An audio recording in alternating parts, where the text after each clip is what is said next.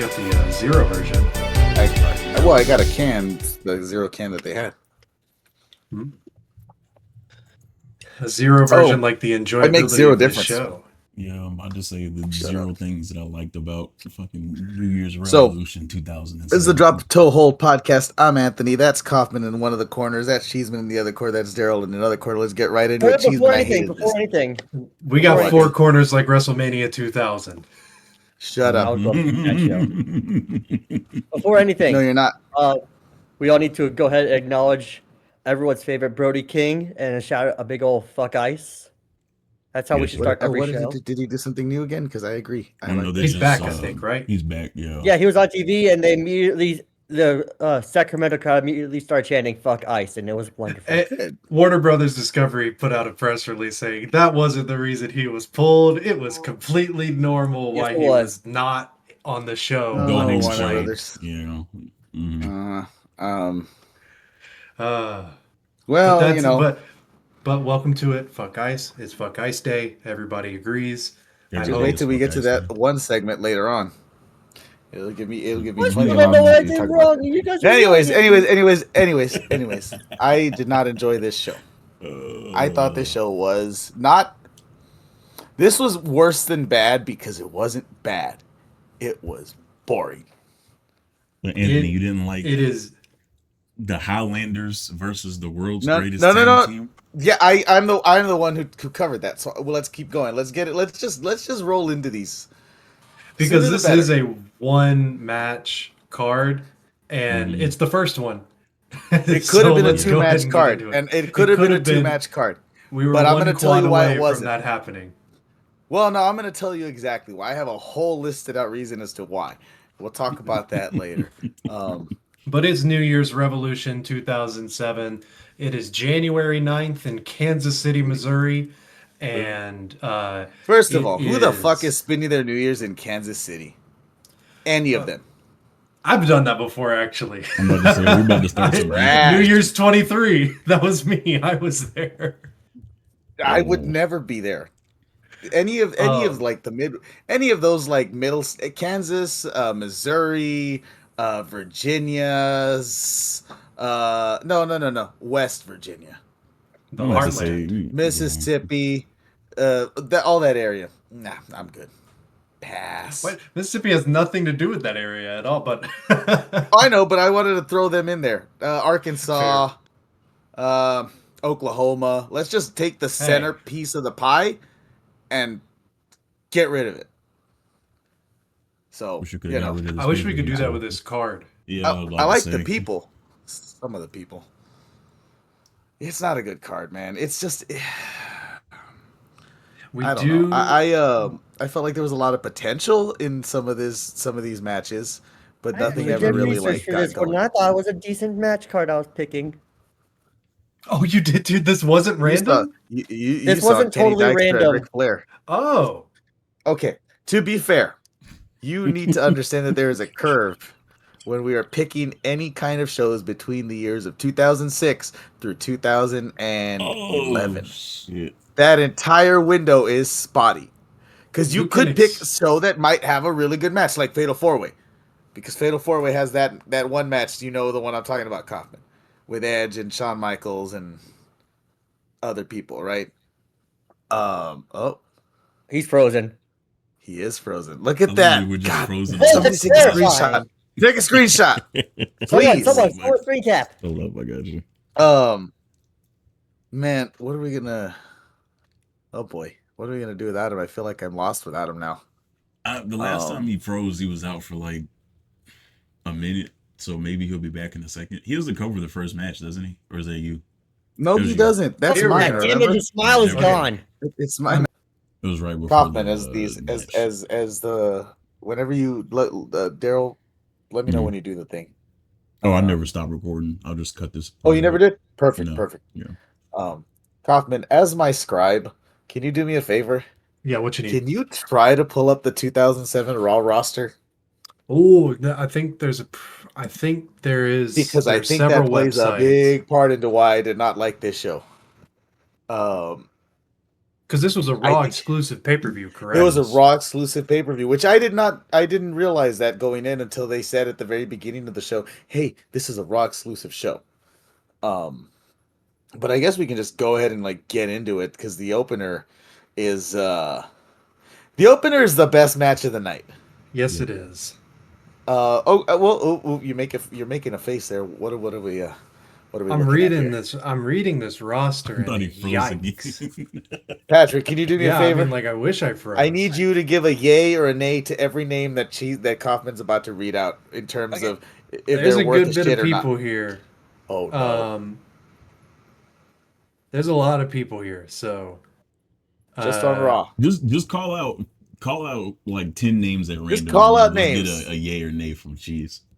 Yeah. Big Daddy V pulling double duty with Raw and ECW. Can we just put? Oh, that's worse than a yay or nay. That's way worse than a yay or nay. I was gonna say maybe don't do anybody who's doing double duty, but no double duty, man. just Raw exclusive. Yeah, okay. That's even worse. Let's see. Let's pull some names here. Carlito. Ooh. Okay. That's kind of being cool. That's a good one. Charlie Haas. Let's see here. David Hart Smith. He was there in 07, really. Wait, he was there in 07? Probably he was still like FCW at barely. That point. Maybe he was. Let's see here. Hacksaw Jim Duggan. That gets a yay. That gets the most yay. That's a big yay right there. You might almost say gets a ho. JTG. Jesus Christ. Lance Cade. Jeez, man, you're not giving yays or nays. Come on. I feel about I don't remember Lance Cade at all, and JTG, I'm indifferent. What do you mean? Did you watch this show? I watched this show, right? I watched this show, but I don't remember him outside of this show. What about? I do. He's dead. What about? By the way, Lance Rob Cade Conway? is dead. By the way, let's talk about how he's dead. Rob Conway? Because he was juicy. Oh, Rob Conway, yeah. Who? You don't know who Rob Conway? You don't remember Rob Conway? I don't remember Rob Conway. That's an appropriate response. What about Robbie and Rory McAllister? You remember them? I remember for what they did. When Robbie was fucking TNA. yes, he did. You see Ric Flair behind me with his blood face? Yes, I do. All right. So you kind of get the picture of where I'm going with this Raw roster, right? Mm-hmm. It's booty. It's not good. It's not a good roster, and I knew it wasn't a good roster when I looked at this card and I saw that 20-year-old Kenny Dykstra had a match on a pay-per-view. Mm-hmm. A featured bout. Nope. We'll get to it during the match. I'm not gonna jump the gun. So, anyways, like I said, best match started the night. Let's roll into it. It was Johnny, whatever you want to call him. Nitro. At this time, it was Nitro versus Jeff Hardy for the IC belt. A steel cage match. Immediately, the show starts off with JR and King sounding like they're just like somebody went over and dubbed them with video game lines. Because it's very generic immediately. Yeah. And I'm like, oh, wait, this is probably where they pulled this crap from. I also want to say, Cheeseman, that this show made me happy that Cena's retired. So I'm glad he retired. This is that era of John Cena where I'm like, oh, I remember why I hated you. These are all little notes that I have here. I have a note about that match when we get to it, but I'll say. Oh, buddy, I'm gonna tell you how checked out of that one I was when we get to it because you'll see how many notes I have. Anyways, I didn't even realize. I sat there watching this match and did not realize that Jeff got into the ring. Jeff is looking a little beefier than normal. He's also insanely over. Like they are chanting his name from the get-go. He's about to go on that 08 run, and we know how big he gets in 08. Oh, yeah. Yes, we do. And I was pretty convinced that Morrison was going to be something at some point. I took that note, too. He from had like 07 a look. to 2010, I thought that Morrison was next up. And then I'll be honest, you could have just put a title on him at any point and just been like, hey, you're 6 months with it. Boom. They did that with the IC belt a few times. He got a couple runs with it. If Jinder Mahal could be WWE champion, John Morrison, Johnny Nitro could be world champion. Okay, just want to say that. But we gotta sell the next Cena shirt. The next Never Give Up shirt. The next one in a different font, different color. We gotta sell the next purple one. You know what's funny about his shirts, real quick. He on the interview he did with No Contest Wrestling. I'm about halfway through that right now. He mentioned, and this is just kind of a look into the wrestling business as a whole. That anytime he made a shirt or like he had heavy influence on like the design of a shirt, it never sold. The ones that sold the most were him like with the salute on there, and he hated that. He always wanted to put like cars and stuff on his shirt because he's a big car guy. Cena is. But yeah, back in this era, 07. So John Cena just wanted hip hop shirts. No, for real. He did. That's what he wanted. But here, like, he is, this era, he's like all over the place. He's getting shoved down everybody's throat. Like, he's the main event here. He's always got to have the title. And guys like Jeff, you got to wait until 2008. Guys like Nitro, you don't get a shot at all. Umaga, think about it later. That tells you how that went. Just before we so guys like Jeff and Johnny are stuck just in a forever the IC feud or the IC division essentially over there on Raw. The IC/US title, depending on which show they're on. Yeah, if it gets drafted over to one or the other. Yeah, because they're not. I always think of John Morrison with the US belt, even though he may have not even had it. But I just think he did. No, he never did. He never did. But the Miz did, and I associate the Miz with Morrison. Remember when Miz was coming? Anyways, he's not on this show. Don't need to talk about him. Anyways, so Nitro opens with he gets the advantage early, but Jeff flips it, gets some punches in. They trade blows. Jeff goes for the 10 punches in the corner, and then he does this swinging drop kick after he gets Nitro down in the corner. They're going for pinfalls like early, and they're getting a lot of like close falls. Nitro kicks out, does a wheelbarrow facebuster on Jeff. Melina screams. She does that a lot. Jeff hits the suplex facebuster, gets a close two. JR has a line that I really enjoyed. I'm surprised they're starting on the ground. Both of them have their pilot's licenses. Yeah, JR. Oh boy, there's so many JR-isms that I had so many quotes written down. Some for the better, some for the worse. Just wait till the Mexicans arrive, or Mexican arrives. Jim Duggan's a Mexican for sure. I'll tell you there. Anyways, Nitro hits this springboard savate kick, which was pretty awesome. And then he's the first one to attempt to climb out of the cage. But Jeff catches him, brings it back down. Jeff hits a sling blade, but JR calls it like a swinging lariat. And it bothered me. Because that's not what it is. Yeah, because Jeff's sling blade, if you want to even call it that, like, he does do the sling blade, but he doesn't it's just loose. Rotate all the way around, so he finishes facing the wrong direction. Yep. So like you really, it's like it's a flying glom is what I called it. Like that is what it is. But like I see what it's supposed to be, or maybe it's not even supposed to be that. It's just he turns that way. It definitely is like a proto sling blade though, for sure. And it's one of those things that like Jeff's moveset. We got to find out who did the first sling blade. That's actually a good question. Who invented that move? Well, you can do the research now while I'm getting through the rest of this crap. I have two big points to bring out right now. Cheeseman, I want to know how you feel about this. But my first one is faces should never attempt to escape the cage. Because why? And two, there should not be a door on the cage. Period. If you're going to escape it, you got to climb it. I don't like the escape rule in cage matches personally. The whole idea of a cage match to me is that these two people are in there trying to face each other. You shouldn't win it by running away because that's cowardly. So if a face does it, so I wasn't. Anyways, I can excuse it in this match because of who it is and the reasons that they want them climbing the cage so they can get big spots. But I'm just not a fan of that type. Normally, like for example, I don't want to watch Triple H and Batista try and climb up cages to escape each other. I want to see them beat each other up inside of a cage.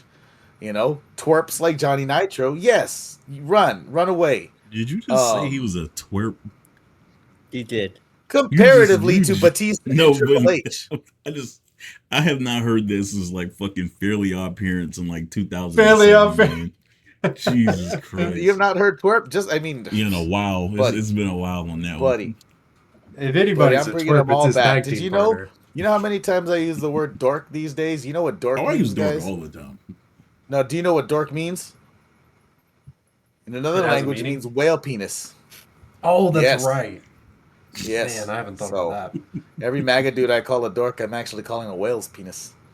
Yeah. Anyways, Jeff gets on the third rope and falls in between the cage and the ropes, which always looks like a fun spot to be in.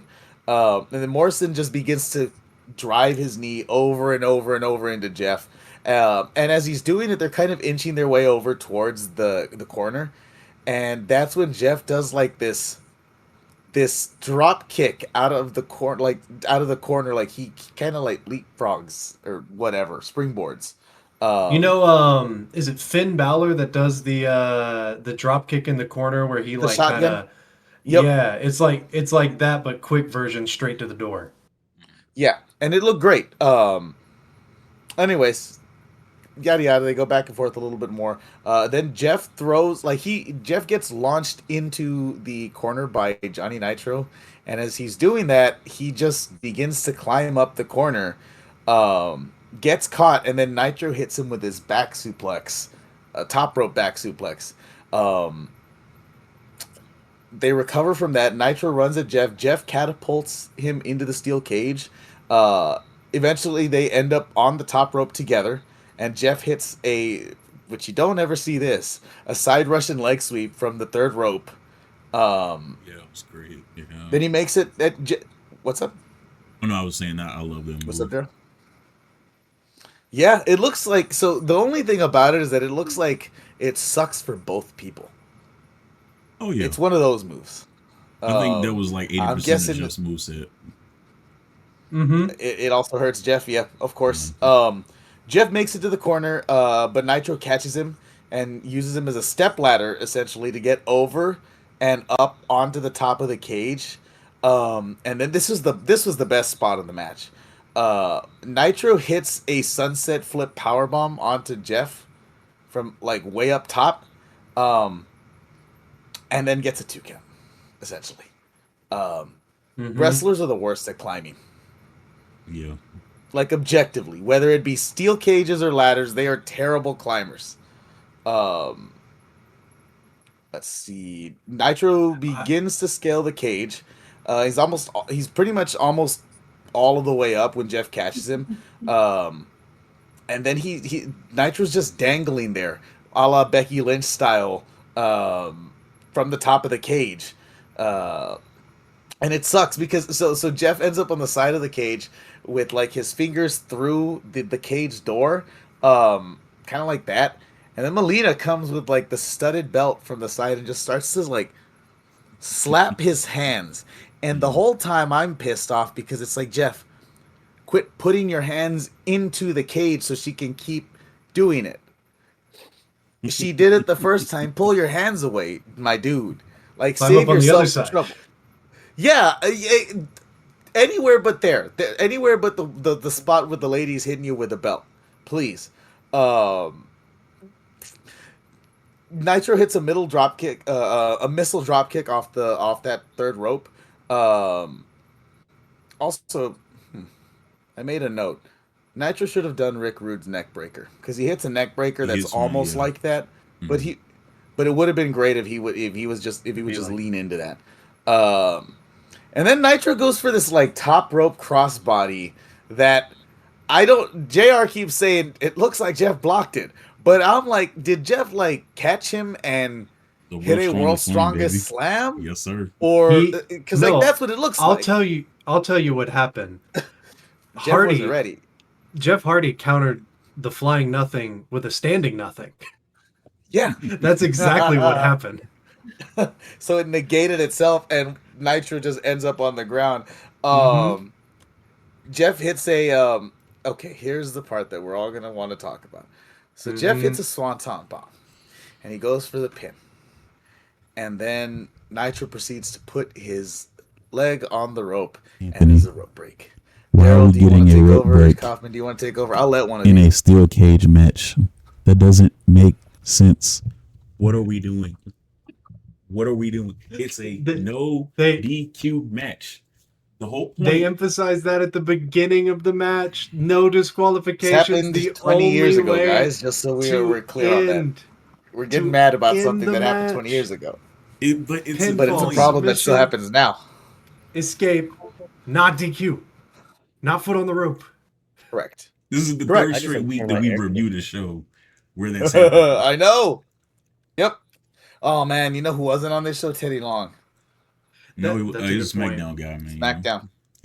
Yeah. And that is something that I guess like we really don't see in the modern day product anymore is like rope breaks in no DQ matches or stuff like that. We might get a small thing where like a ref counts on like a non-legitimate partner on accident, or we might get like some mix up that any one of us will make, but we don't get what we get back in these days with refs just not knowing the rules or being told different rules than what was done the match before, you know? Yeah. Either way, let's get to the end here.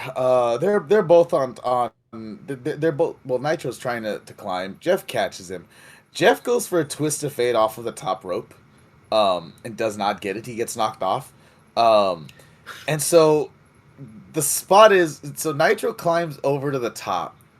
Good finish. This is a really good finish, by the way. I really like this. Nitro gets up to the top of the cage, and Melina goes to make sure that, you know, because as he's climbing, Jeff is crawling to the door.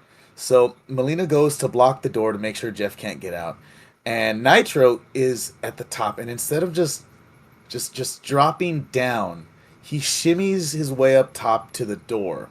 So he's above the door, and he starts using his foot to block it.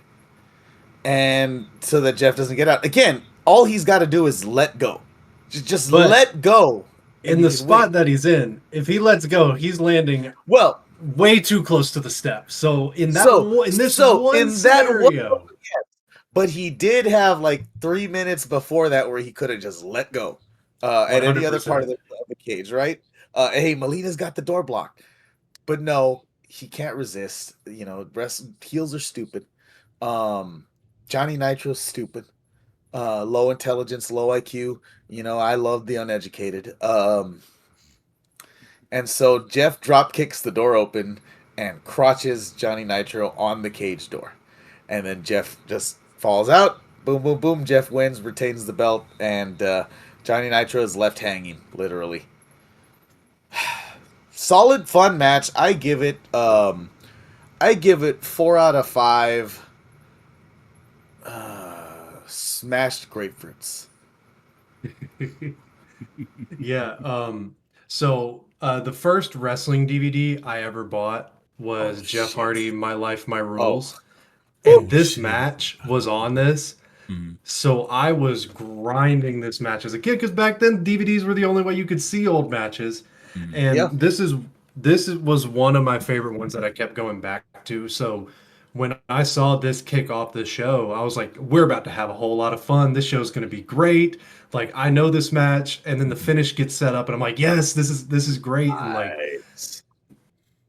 and then we should have ended the card after this match because like I gave it 4.5 stars. Like, basically it was gonna be 4, and then that ending happened, and that finish was just so creative and cool. Like, I gave it an extra half star. Is it weird to say that I might have only given it 4 stars because I think I would have enjoyed it if it was in the middle of the show a little bit more. Yeah, 100%. Like, if I feel like they blew their load too quick. If the like tag team turmoil opened this, and then this was in the tag team turmoil spot, it would have kind of made the overall show feel a little bit better. I would like to do this thing every now and then where we position matches in a show to see how it would have been better. Because I actually would have opened with that women's match probably, which I actually that enjoyed one too. The women's match quite a bit. It just suffers from this. Anyways, we'll talk about that later. But yeah, Nitro, his presentation's awesome. The red carpet, Melina coming out. It's with the jacket, not the slow-mo yet. This is great, Johnny Nitro. Jeff is like, this is his, I think they end up using this gear in SVR 2010, but he's got the face paint at that point. Iconic gear for Jeff, iconic look for him. Just fantastic steel cage match. Wish it would have been in the middle of the show. What'd you give it, Cheese?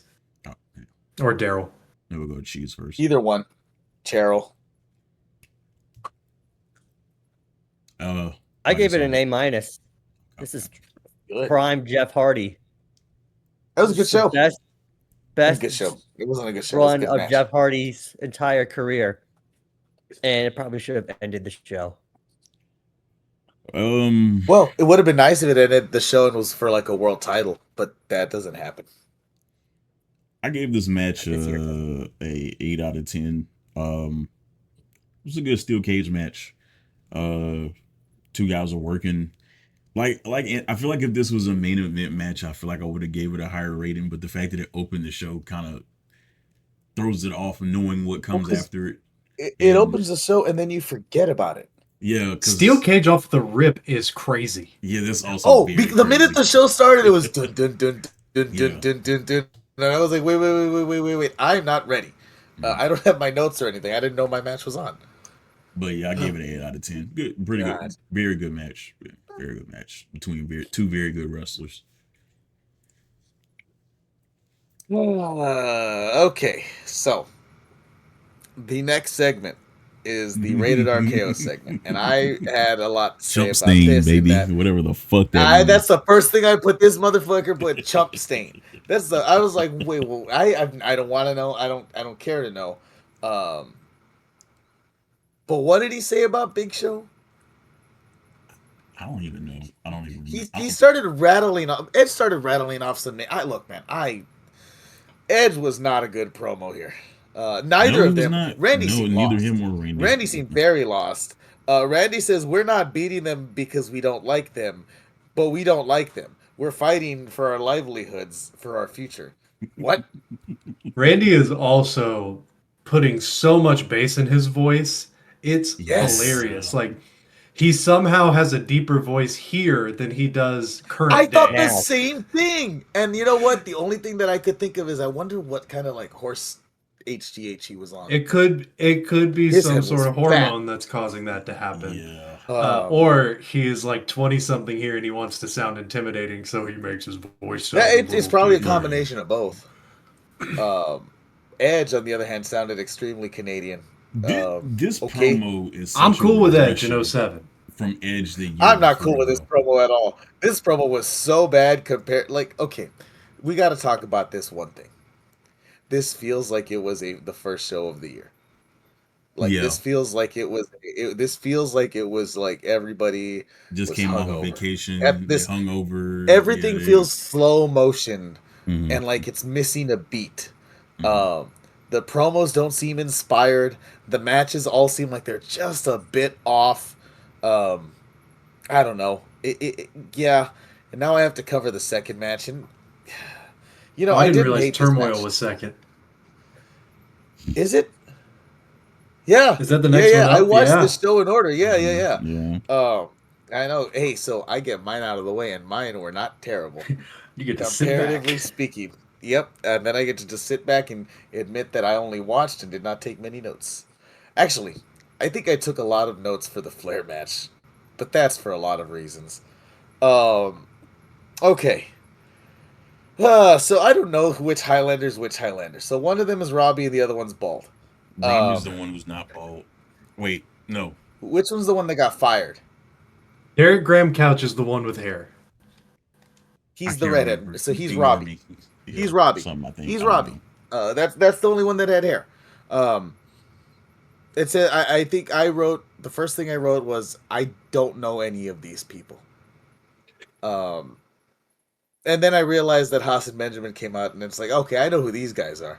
I have the note here that I love them as a tag team, but Benjamin should have been a bigger single star. That's a whole conversation for a whole other day. Match starts off with Bald and Haas. Then the Highlanders they get the advantage. They isolate Haas for a bit. It kind of goes back and forth. Jerry Lawler says this. He says, I originally applied to go to Penn State, but I ended up in the state pen. And then I wrote under that, if only they had locked your ass up, you scumbag pervert.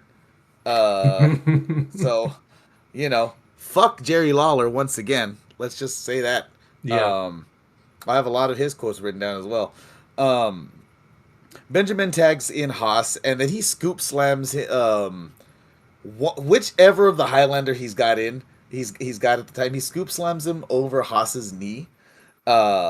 I love that. I actually really enjoyed some of the double team things that were done in this match. Commentary sounded bored. Yes, they did. Like, very bored. Haas and Benjamin continue to isolate Bald. Then Benjamin slows it down with a fucking chin lock, of all things. Bald counters a scoop slam and rolls up Benjamin for a 2 count. Single leg from Benjamin. What? Bald counters. I mean, I don't know what to say. Bald tags in Robbie. Hot tag straight out of the video game. Generic comeback number 3. That's what Robbie's on right now. He's got some pretty good drop kicks. I'll give him that much.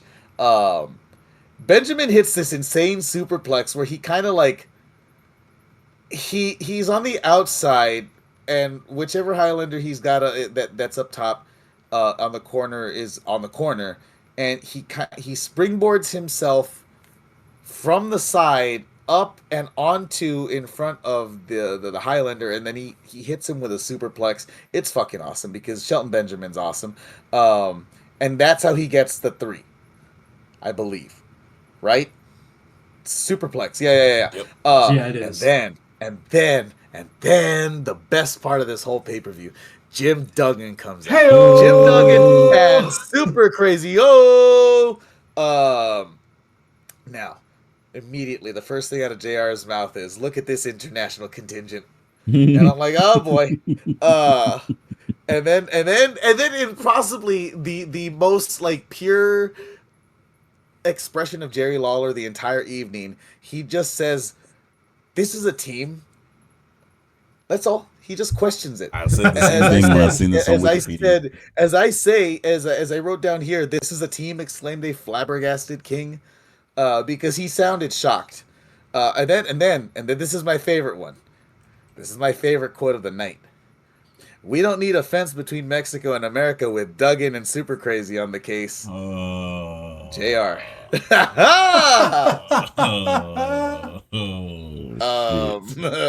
So anyways, Duggan starts laying into Benjamin with some lefts and rights. He hits a big ho, and the crowd hoes back with him.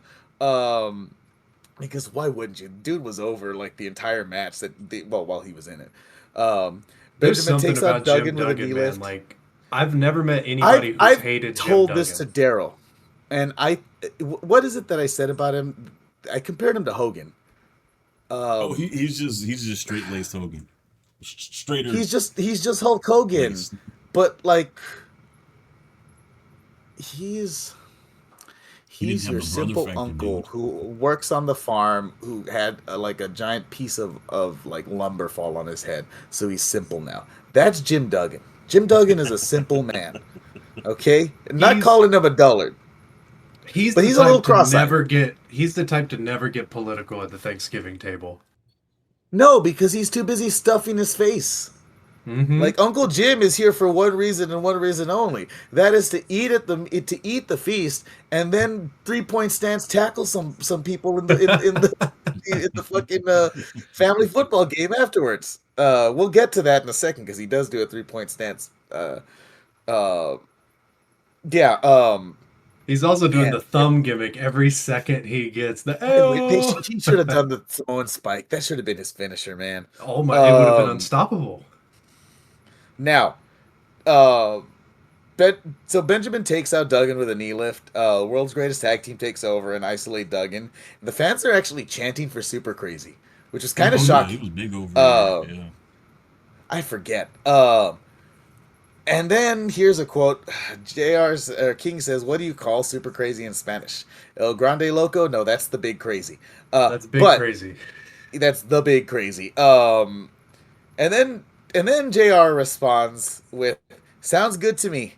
I know how to order a burrito every now and then." So that's what he said. Benjamin starts to strangle Duggan with the tag rope. By the way, like that happens twice in this match.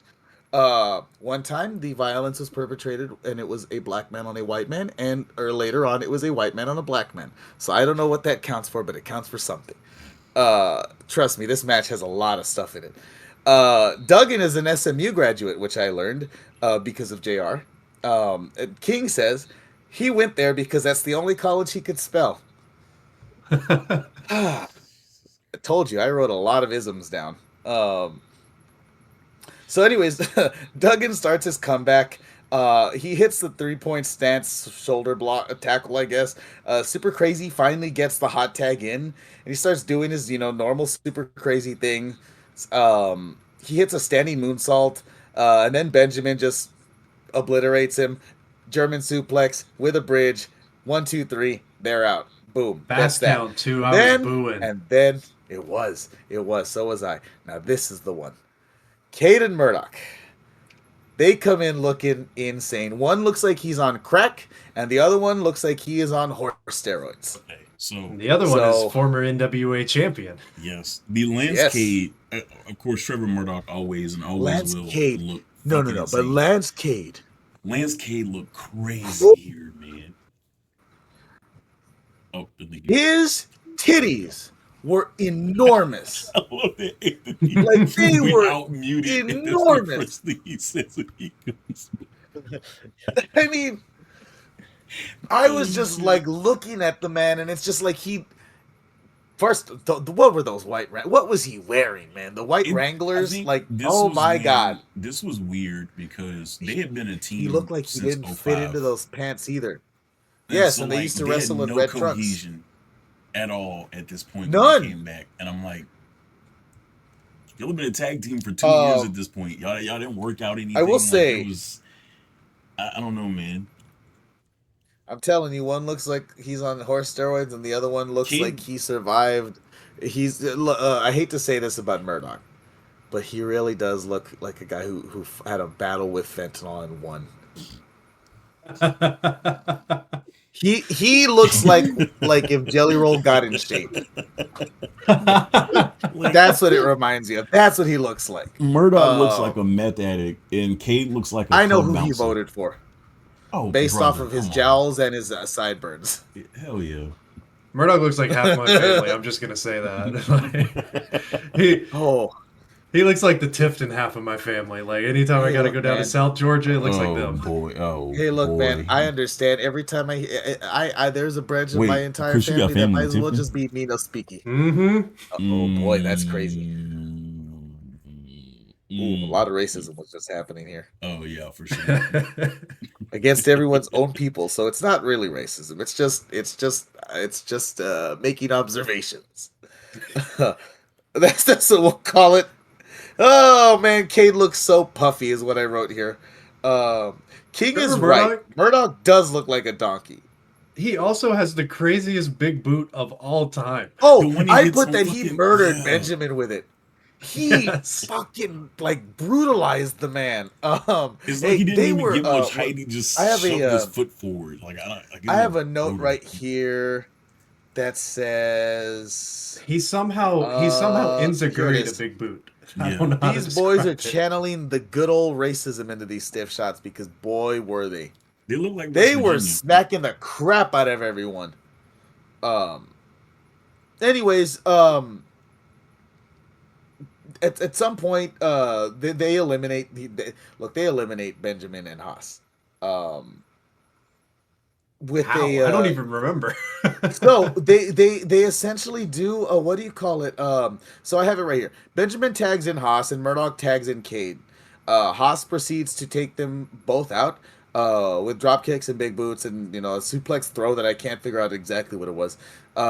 He hits this great missile drop kick, locks in a submission, and then Cade just like rocks him while he's got Murdoch in the submission. Off the top With a double axe handle, and gets the pin. A double axe But handle. earlier in the match, Mm-hmm. no, was it earlier in the match? No, it actually hasn't happened yet. Oh, there's a spot coming. So, anyways, Crime Time is the next team. By the way, I don't think I mentioned Brooklyn. this is a bonus match, by the way, guys. They announced it at the start. Lillian says, "It's time for your bonus match." Anthony, And that's when I realized I've been grifted. Yes, you can. You can talk about how racist it is. Okay, it's not that. You know what how old they were? pisses me off about Crime Time? It wasn't just that the gimmick was racist. Do you know that Crime Time never won the tag team championships? Not one. Oh, I know that. That's the unfortunately thing that pisses me off about the gimmick. Not only was it racist, but they never won. They always lost. The gimmick was always created to come. If Lance Cade and Trevor Murdoch could be 3-time tag team champions in a 3-year span, as shitty as that tag team was, you're telling me that Crime Time couldn't get one of them bitches, just one. Which, by the way, they were working really well. Like they worked. They were good workers too. Like they were on TV all the fucking time. You take the gimmick away, and they're I'm muted. You take the gimmick away from Crime Time, and you just give them regular characters. That was like, are we good? Like, what's happening here? Am I muted or something? Because you're good on my end. You're good. I hear you. Out on. I think Anthony might be I could dropped hear out. that. Are you here, Anthony? He's here. He can hear me, and Cheese can't hear you, but I can hear you. I think Cheese can hear you. And Cheese can hear me. I can hear everything. Can you hear me, Kaufman, now? Yeah, I can hear you. All right, now I can hear you. No, Okay, now perfect. I God can hear damn it, you. Lance Cade broke our fucking stream. I'm about to say it. Now, what were you saying about Lance Cade again? I was saying, if Crime I know, Time didn't have that gimmick and just had like a wrestlers, like just wrestlers or themselves turned up to 11, How about just they two would have black been wrestlers? Exactly. They would have been. They are such a good tag team together. Like their movesets like played off each other perfectly. They had good they had good duo stuff. They had good chemistry in the promos, even though they didn't really want to be delivering the type of promos they were delivering. Well, they still were charismatic throughout it. Same, yeah. Yeah, it sucks. It just sucks that they. I mean, like, and to add on to it, like Shad Gaspard, by all accounts, tremendous human being. Like all the way up into the end, like was trying to save a human life, and then JTG also, good reports about him. Competed in Effie's Big Gay Brunch Gray Sweatpants Battle Royal one time. So he's hip, he's with it. It's just a shame they weren't. It's just a shame they didn't come up now. They weren't treated better. Let's just say that they just weren't treated better. That they weren't appreciated for the talents that they actually did have. I wrote here that JR says, because again, this whole show, this whole match, all of these shows are just what did JR and King say. JR says, I can't think of any more tag teams that are competing here tonight. Well, no shit. I think that's the entire tag division. Who's left? Anyways, they get down to the ring. Shad and Cade start going at it. Shad rocks Cade with a shoulder tackle, hits him with a big scoop slam. Shad hits Murdoch with another big he also hits him with a scoop slam. Shad tags in JTG, and they do this reverse Alabama slam, where Shad gets JTG up again and just reverse Alabama slams him onto Cade for a 2 count. Murtaugh tags in. He starts like they're working stiff. Like he is chopping the shit out of JTG's chest. And then he goes. Anyways, JTG goes for a backslide 2 count. Cade tags in, and him and Murdoch go for high and low thing that's some version of like the total elimination, but not. Yeah. Cade and Murdoch essentially start isolating JTG, and they continue doing that for quite a while. There's a lot of hot tag teases. And then Cade and Murdoch go for this double suplex, and JTG just like slips out of it, hits the hot tag on Shad. Shad comes out, double clothesline, separates both guys into the corner, goes back and forth, clothesline in the middle of the corner. He counters another one of those high and low attempts, and then they hit their tag team finisher and they get the 3. And that's that match. They are the new #1 contenders for the World Tag Team titles that DX have. Or no, that Edge and Christian. Edge and Randy have. Yeah. I will not be calling them that. I will. They will be called Randy and Edge. You keep wanting to say Christian. I keep wanting to say Christian. Randy and Christian. Ugh. I keep wanting to say anybody and Christian. So Vince McMahon is next up on screen, and he's talking about this was a big. Oh, I didn't rate it. Oh yeah. I know you hated it, man, but we're giving it a C anyway. Okay, we got a C from him. 4 out of 10 for me. 2.25. I'm gonna give it a 2 out of 5. And I'm gonna give it 2 out of 5 titties. Cade's titties. Big oiled and juicy. It gets an extra quarter star now simply because of Jim Duggan. Yeah, that's still, buddy. It would have been 1.5 stars if it had been for Jim Duggan. So then Vince McMahon is on my screen. Him and Jonathan Coachman. Yeah, I skipped this part too. Well, see, I know everybody did, and I will say that I did too. But for the sake of knowing having something to talk about. There's a reason I skipped. First second of it. I watched the first second of it. That's what it is. I got 2 seconds in. This is from the time period where publicly Rosie O'Donnell and Donald Trump were feuding with each other publicly. And this is about a year after President Donald J. Pedophile had Bobby Lashley as his. This was a year after that, right? No, this was that was Mania 06, right? They're building up to this is before. Okay, this is building up to it. God, so this is January no, December? Yeah. When did this show happen? January 9th. Yeah. Okay, Jesus, and they still had the Rumble later on that month. Mm-hmm. That's why I was trying to figure out where exactly the show is positioned.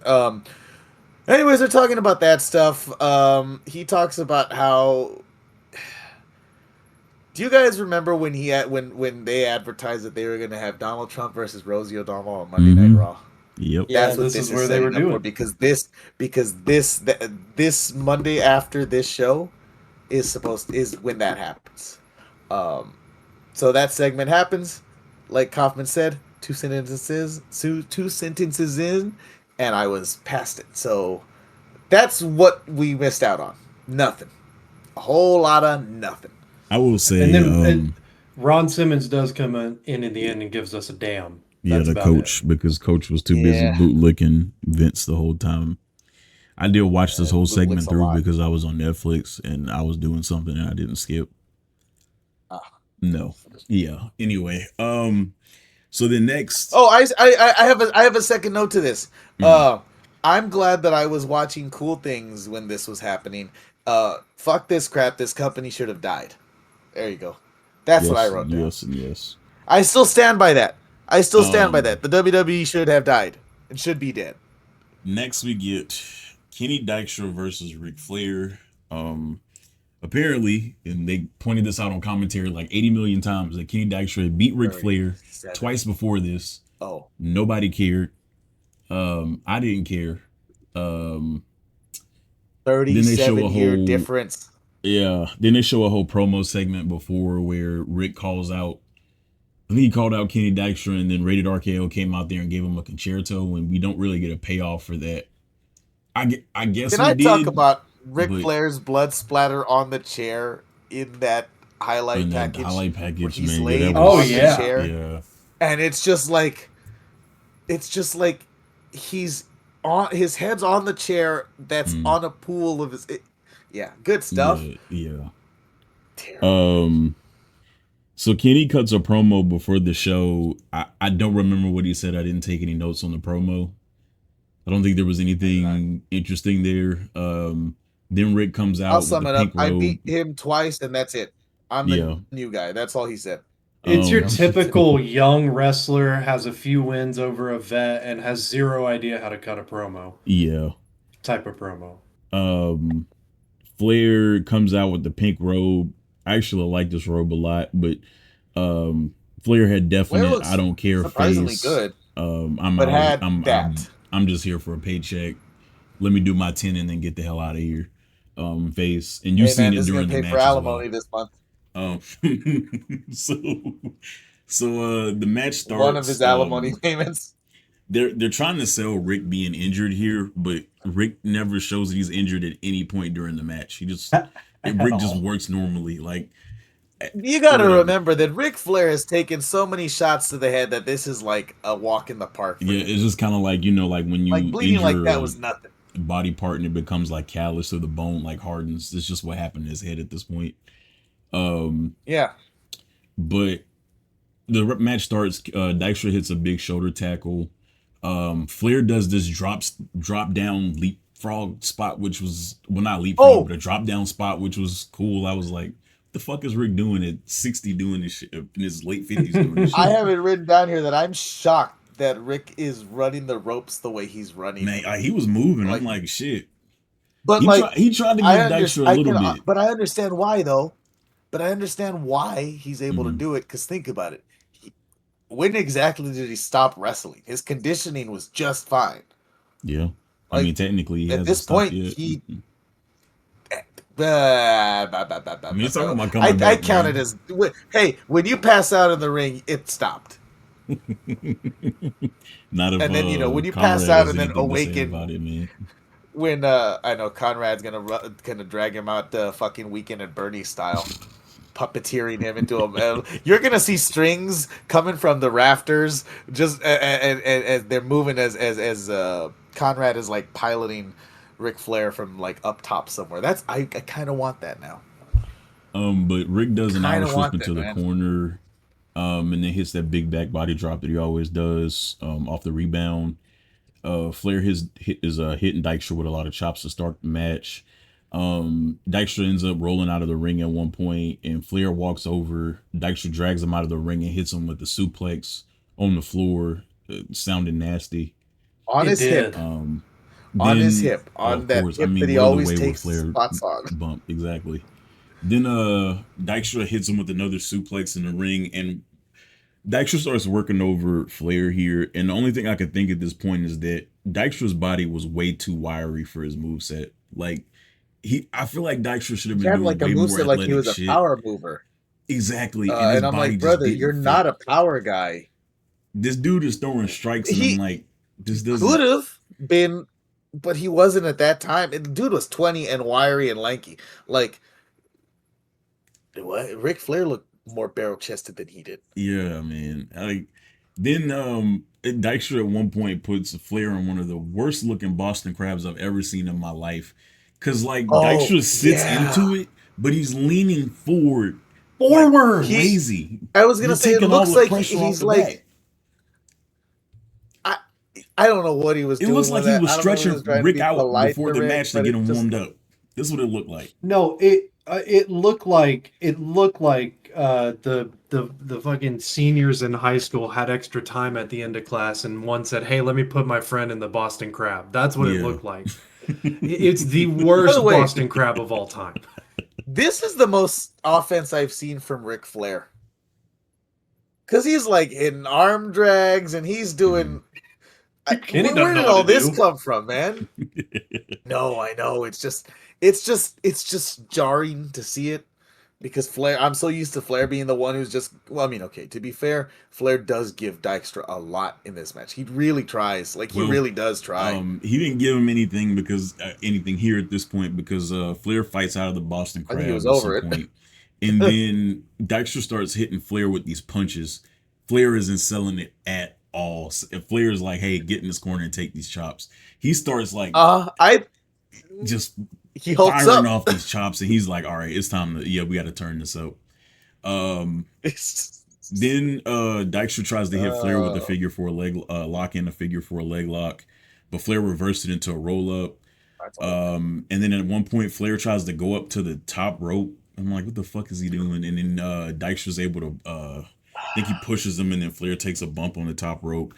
Then Dykstra does. Lawler says, like, Flair, I don't know what you're doing. I think this works out for you one time out of every 100. I mean, yeah. Whatever.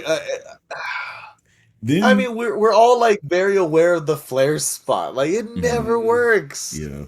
That was it. Flair takes the Flair bump off the top. That's it. Yeah, Dykstra gets him and does the whole dump off spot, and then Flair lands on his hip. And then I made a note here. I swear every match that we've watched on this card so far, everybody has done a missile drop kick. Like, I feel like that was just a stock move for everybody on the roster at this point. And I remember playing the old SVR games, and I'm like, everybody had a fucking missile drop kick on that damn game, and that's where this comes from. Everybody did one. But Flair, OVW, baby. Yeah, that's the FCW OVW factory bullshit. Flair, at some point, I think Dykstra gets Flair in the corner, but Flair hits Dykstra with the eye poke, and then Flair chop blocks him twice, like back to back. He chop blocks him. I'm like, shit, okay. Then Flair, it looks like he's about to lock in the figure four. And he does, but before he does it, he just steps on Dykstra's nuts, and the referee doesn't say anything. Like, he just steps on his nuts, and the referee's just like, yeah, okay. And then, Flair locks in the figure four. Then, like, at some point during the figure four, Flair starts just slapping Dykstra in the face. But Dykstra was able to fight to the ropes to break the hold. So then Dykstra goes to the corner, and Flair gets in there, and he's just laying in shots to Dykstra. Flair was getting real aggressive, so eventually the ref steps in, and he pulls Flair out of the corner. But Flair goes back, starts punching him again. Then the next time Flair pushes the referee out of the way, so he's turned around, and then Dykstra hits, while the referee is down, Dykstra hits Flair in the nuts. Referee doesn't see it. Dykstra goes for a roll up, gets the pin. That's his third win over Rick at this point. The crowd didn't care. I didn't care. Dykstra didn't even do his leg drop, so he didn't really even give me nothing to care about. He really didn't do anything in this match that was super impressive. I think, like, a lot of people talk about Dykstra being one of those what if guys, and every match that I've watched of him, like, ever, I'm just like, I see what y'all are talking about, but he was very raw up to this point, and like, he really doesn't progress past this, because I think in 08 he's out of the company, or 09. And it's just like, he had a great leg drop. Me into believing that this guy was going to be, should have been in Randy Orton's spot. His strikes weren't great. His submissions weren't great. His moveset was boring. He was just a tag team guy who Vince saw, like, maybe we can do something with him. In my opinion, he probably should have went back to OVW or down to FCW, but he didn't. And, like, yeah, I gave his match a 4.5 out of 10. Like, I think they did a couple of cool things, but done well in the Performance Center era. Could have done well. I think he just needed a lot of reps, and I think he wasn't going to get that on the main roster or in Spirit Squad. And so I think he was in this weird in-between spot where it was like, there's not really any room for him to improve, because he's not getting the run. Like, being in the ring with Ric Flair 4 times doesn't make you a good wrestler. You need, like, a lot of reps, and I just don't think he was going to get that in the position he was in. So, yeah. No, even with the 390 house show days a year or whatever they were doing back in 07, I gave it a single star. And Me too. That's only because of Flair. Like, Flair earned that star, and like, really, Flair should have gotten like 2 for match happen territory, but Kenny took one away. Yeah, no, I also gave it 1. And I gave it special. Gave it an F. No, it gets no special nothing. It doesn't deserve special recognition. No, I think that is the most appropriate thing, because, like you said, it kind of was just a nothing match.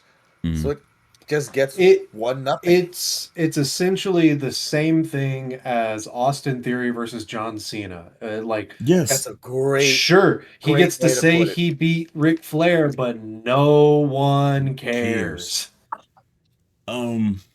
Before the next match happens, we get a backstage segment where Nitro is, I think he had like a sling on or something like that.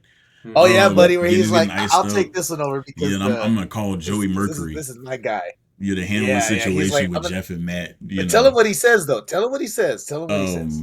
I He's can't like, remember. I don't remember exactly what he said. tell him that Oh yeah, that we're coming after Jeff Hardy. yeah. We're going after Jeff, and I'm like, that's what you need. And then Melina runs out. I was like, I'm gonna go call him. I'm like, So Nitro has 3 ice packs on, by the way, in wildly different spots.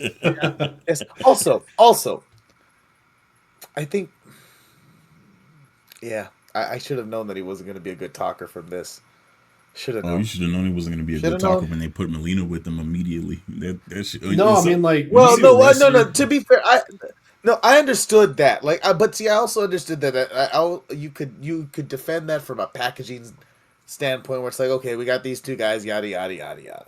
But I mean, if you for like 3 years, right? But I was about to say, but the problem is if you have him for that long, then yeah.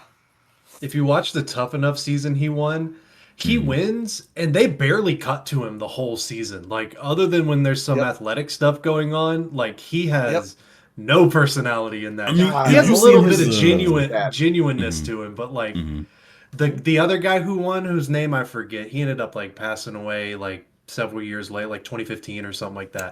That dude had all the personality in the world. He's the one that got bullied by Hollywood, wasn't he? Yeah, like there was a whole, yeah. But then once Melina, she runs out of the room and she runs into Victoria. So Victoria, starts doing that thing that she was doing at this time, where she has this list of people she was taking out. I believe it was Christy Hemme. Who's covering the match, real quick, because I didn't think it's okay. It's me. Okay, but it was Christy Hemme, Tori Wilson, and Candice Michelle on the list, and then Mickie James, because she beat all of those people. She ended up winning like a Diva Battle Royal to become the #1 contender for the Women's Championship or something like that. And then she just started hitting the widow's peak on all of these women every week and taking them out. So that was part of her list. And then she goes to Melina. S-tier move. That widow's peak, by the way, that is such a good finisher. So then she goes to Melina and she's like, hey, I want to win this title tonight. This title is the last thing on my list. And then she starts stroking her hair and smelling it. And I'm like, what the fuck is going on here? Like, if we just didn't do that, Victoria was vaulting up my list for like people that I missed out on. So Victoria, and then she starts fondling Melina's hair, and I'm like, oh, come on. So then she, it's okay if you're doing it like in a crazy serial killer way, but you know that that's not what Vince is intending. Absolutely not. It has nothing to do with the rest of her character. No, at least from what's presented on this show. No, that's why it doesn't fit. It might have worked with like early era Victoria, who's all like, you know, all the things she said, Miss Obsessed, the broken that one, but like at this point you're so far removed from that, and also, you know, in context, knowing how Vince was and Kevin Dunn was, I'm like, no, that was just gross. Yeah. Blech. But then Victoria's like, hey, if you help me win the championship tonight, you will be the first person who will get a shot at the women's championship, setting up something that would happen in the match that Cheese is about to talk about now. That's one of the oldest grifts in wrestling, by the way. The help me and you get the first chance at a title shot. Yep. How many times have we seen that one happen? Like so many times. Yeah, you're totally getting that title shot, bud. So my first take I have from this is Victoria, Tara, whatever you call her, she's always been one of my all-time favorites. Like, amazing, just short of being on my Mount Rushmore of all-time women's wrestlers. Like, I've always loved her character work, and I've always, especially her TNA stuff. I mean, a good amount. I shouldn't say everything. A good amount of stuff. Like when she was with the Young Bucks for a little bit, like I have no idea what's happening here. This is awful. But for all parties involved, everybody looked like an idiot. No, it's not the Young Bucks. It's Generation Me, buddy. Come on now. I know everybody looks stupid. What are their names? Max and Jeff Buck. Yeah. Mm-hmm. They and then Mickie James, as God of my witness, she was the one carrying the women's division on her back throughout this whole time frame. I feel like, and so because she was there longer than a lot of the people that she goes up against. The Victoria, she wasn't there that long. It's a while still before Beth Phoenix and Natalya get there. Melina's still green at this point because Melina doesn't catch up until like 09. She's still learning. Yeah. But there's not. And I can't remember if Ivory and Molly Holly, if they were still there, if they were going. Ivory and Molly Holly are done. Okay, yeah. So it's basically Mickie James. Mickie James, Victoria for a little bit, and that's about it. And it's just like Jazz every now and then. Jazz was going at this point too. She was out. She was fully out. And Trish was also done. Yep. Yeah. Lita. Everybody's it's literally retired. They literally looked at it and says, I know, because we had to sit through that. All our reasons for this existing are on you. Yep. Yes. And she carried it. By God, she carried it. So the match starts off. Victoria immediately hits a takedown right into a headlock. Victoria's just all over Mickie James, and then Mickie James hits a monkey flip. But then that doesn't just like the main event. The host spot doesn't last very long because Victoria then immediately takes over. Mickie hits 2 quick takedowns and a drop kick, but it doesn't last very long because then Victoria hits an Irish whip into the corner.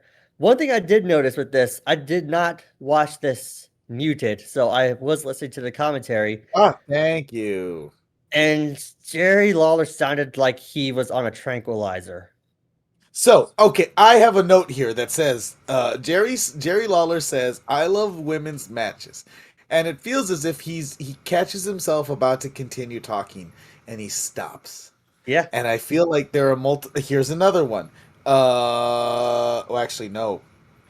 Ooh, Jerry does. There's one in there that's not good. I think Jerry does a lot of the light lifting in this one. JR does all the heavy lifting. Saves his his disgustingness for later. The worst thing that he said was, I'd love to see her wrestle, but I'd love to see her box.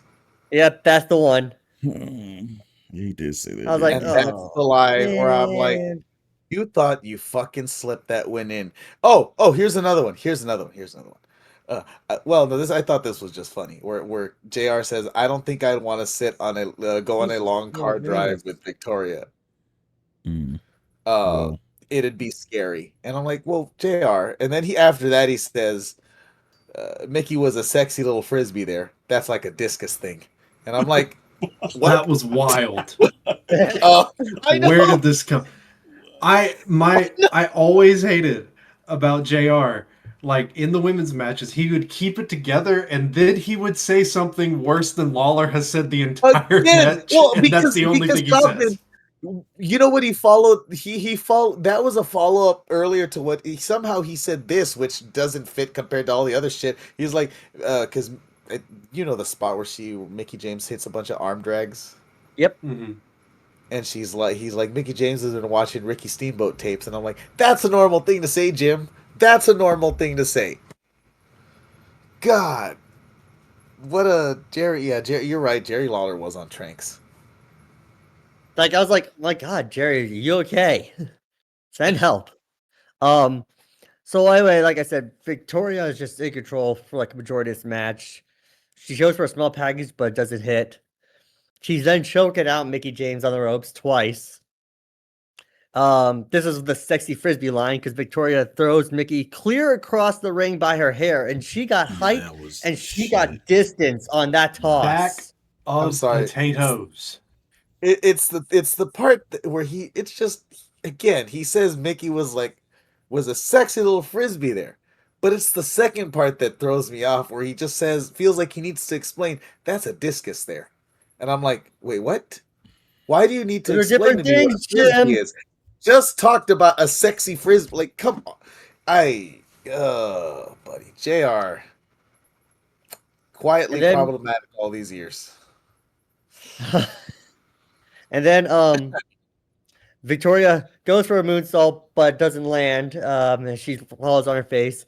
So this is when Mickie's just laying in clotheslines and punches, and when that line gets said, she hits a big head scissor takedown, and then you hear the crowd reacting. Well, here comes Melina. The camera work here was bad, also, because you hear the crowd reacting, and you're like, "Oh, something's happening! Something's happening!" And then like they finally move over, and there's Melina doing something, trying to help. I had no idea what was happening. Like, and then, genuine.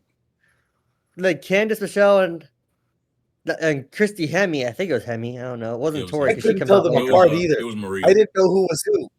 It was Maria Kanellis. Oh, Maria Kanellis. Okay. Because I had to explain the whole Maria and Mike thing to Cindy. It was definitely Why would Maria you do that? Kanellis. Why would you do that? Why? Holy fuck. I could not tell any of these people apart. Other than Mickie James and Victoria, nope, they all blended together. One single diva. So they come down. She hits Victoria with the DDT to win and retain, and we're all sad because Victoria should have won. But with a pretty cool DDT, mind you. It was a really cool DDT. It was a really cool finish. Yeah. It was a really nice. Also, Melina just straight up interferes and grabs, I think, Mickie at one point right in front of the ref. Like, hey, disqualify her. I feel like Jim Ross and Lawler at one point do bring up the ref by name, talking about how shitty he's. They talk about the ref by name. They talk about like 3 different refs by name. There's one, I forget who it is, but they would not move off of him from Iowa, right? Oh. Yeah, that's him. Is it him from Iowa? Him from Iowa. Like they just kept talking. I think it was like during. It must have been during the Flair match or the tag team turmoil match. It was okay because they just kept talking about like who are you talking about? Him. He's from Iowa. Oh, talk about him, not him. Thank you for bringing that up. Like, get on with it. They were not interested in anything going on. Like they genuinely did not sound like they were. Cheese, what's your grade? Oh, I still give it a B+ because these are 2 of the best workers they had at the time, doing an absolute banger of a match, the best that they could with what they had. And quite frankly, what they have is outstanding. I give it 3.5 sexy frisbees. Change the sexy frisbees to stars, and that's what I gave it. Oh, there you go. Boom. So I guess I have the controversial take of the show here. To me, me, hated it. I didn't hate the match. I hated how much time it got. Like I genuinely like these. Oh no, I hated that. I'm starting to grade within those. If I graded within the confines, I probably would have gave it a 6.5 out of 10. But because it was so short, I gave it a 4.5 out of 10. I hate how Vince booked the women's division at this point. That goes without saying, of course. We talked about especially if it would have happened after this next match, because this next match gets cut short. Then they could have gotten more time. And like they wouldn't have given it to them. They probably would have given it to fucking Carlito and Chris Masters. But yeah. What is the next match? I watched this morning and I don't know what this next match is. It's Rated-RKO and D-Generation X. Oh, degenerative quads. Yeah. This is the longest match of the night. We're gonna go ahead and move on to it. Yeah. Yeah, it's the longest match of the night. It was supposed to be even longer. We'll get to why here in a second. So this is kind of the A story over here on Raw.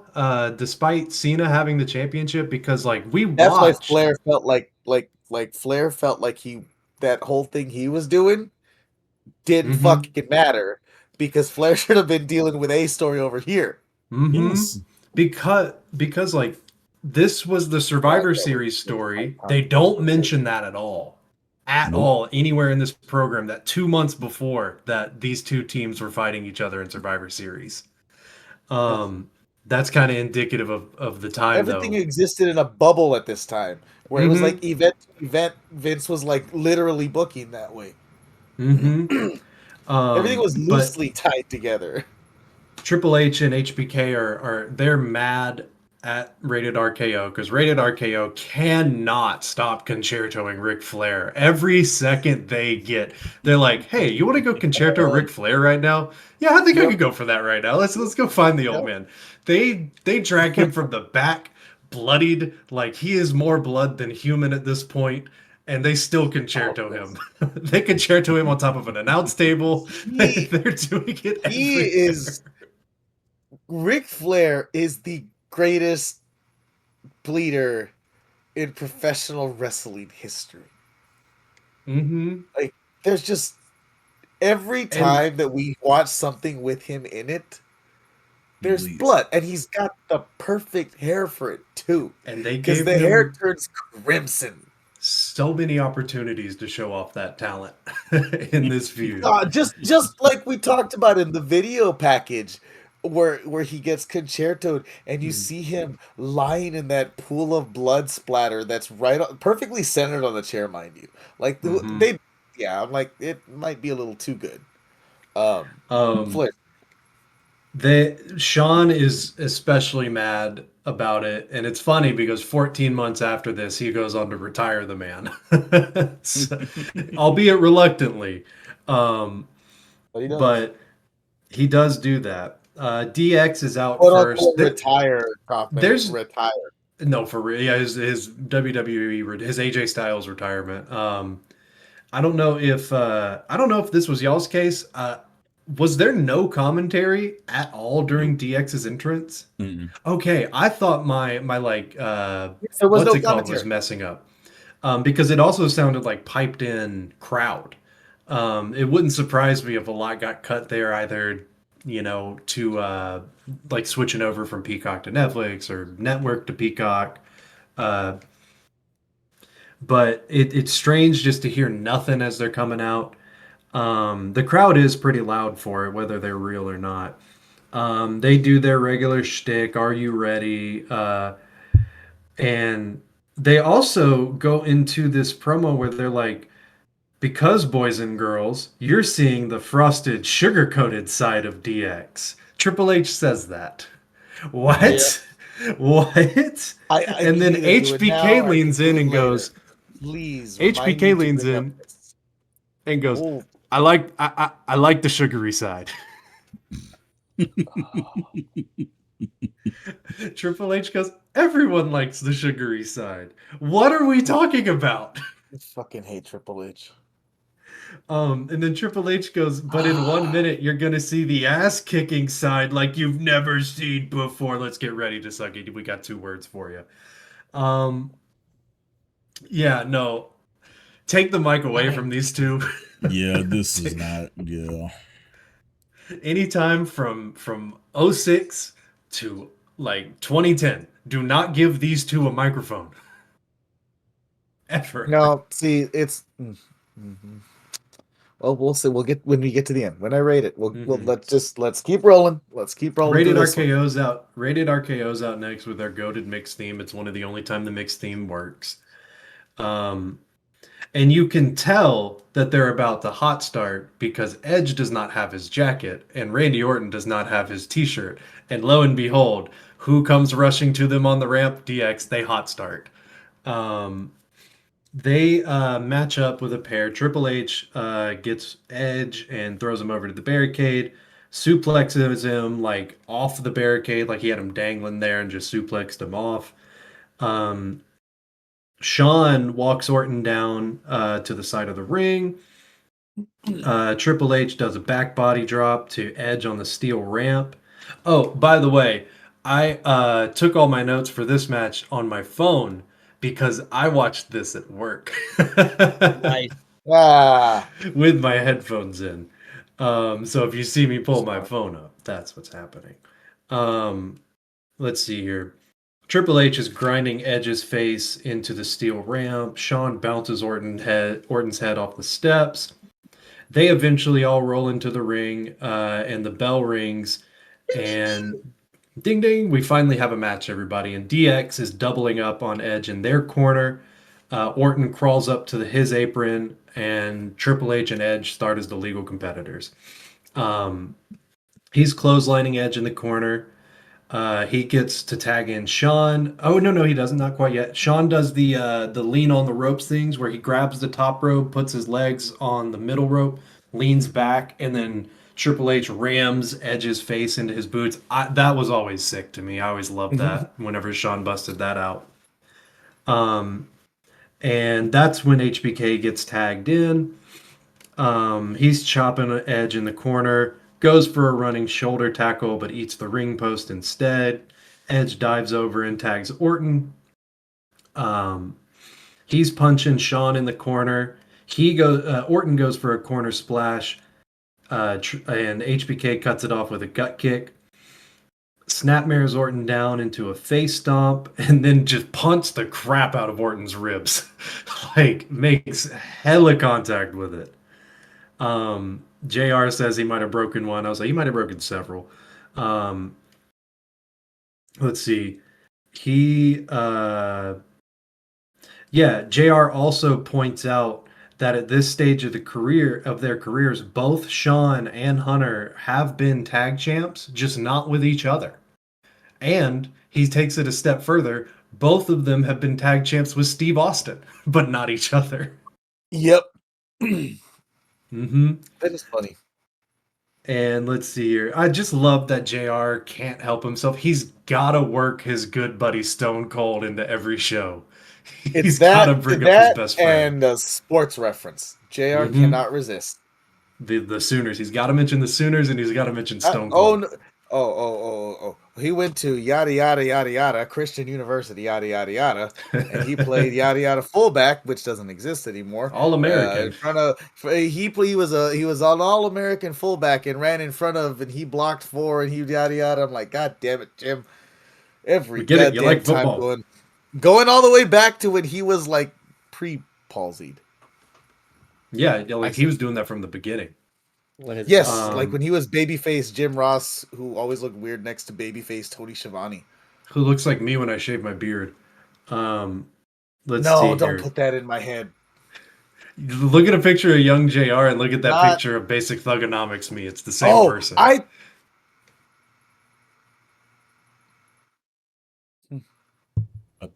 Cool. All right, let's go. I thought we were frozen. You pulled it up, didn't you? I took a second. No, I didn't. I just took a second to like go through my memory Rolodex, and so I visually picked it up. Shawn tags in Triple H and holds Orton, and Triple H punches him. Their double team moves were always just let me hold the dude and you do something to him. Triple H's quad didn't allow him to do much of anything. So not in this one. Triple H drops the knee on Orton's face while Orton's laying on the ground. He lays. Although technically, he could have set up a Meltzer driver with a torn quad. Totally go. Yeah, of course. Shawn wouldn't be the problem. I saw Greg Jennings carry the team on his back with a broken friggin' leg for 99 yards. So anything is possible. Yeah, he did. Respect the Jennings. Why'd you bring him up? I don't respect the goddamn thing he ever did. Triple H positions Orton underneath the ropes, hits him like with an elbow on the apron, and then Shawn hits the Undertaker apron leg drop. And do you think it was this point right here where Taker sat up and was like, I have to end this man's career. Yep. You're stealing my juice. He said, oh, hell no. You're the dark side. And your career, Shawn. I'm gonna put you on a what is it? Back, so I beat you up so we can have another feud in Skinny Jeans, Shawn. Oh, he did. Oh no, yes. He did wear the skinny jeans. Yep. Triple H had this. Okay. Side note about Triple H is like just what he would wear in 2007. It was a lot of like painted on full art T-shirts. Yeah. Yeah. Like faded. Affliction. Like Affliction style. shirts, Ed Hardy stuff. Mhm. That's the kind of person we're dealing with. We shouldn't be surprised about what he's doing now. No, The Affliction shirt told me everything. Triple H goes for the pin after that leg drop attempt. The ref is late getting over there, and Orton has one of the weakest kickouts I've ever seen. Triple H picks him up and holds him back as HBK gets tagged in, and he hits a chop. HBK then does the good guy face rake, and this bloodies up Orton. And Orton, he only gets progressively. It's like the video games. He gets progressively bloodier and bloodier throughout this match. When he's sitting into that match, brother. When he's just sitting there, and I can see his face is red from where he's been wiped clean, and I can just see droplets continuing to just flow down, and it's just, hey, maybe you cut a little too deep. Yeah. Maybe. Yeah, because like right after he gets cut open from the either I don't know if he bladed or if it was the face rake. Triple H immediately headlocks him and machine gun punches him right in the open wound. God. We're working stiff tonight, brother.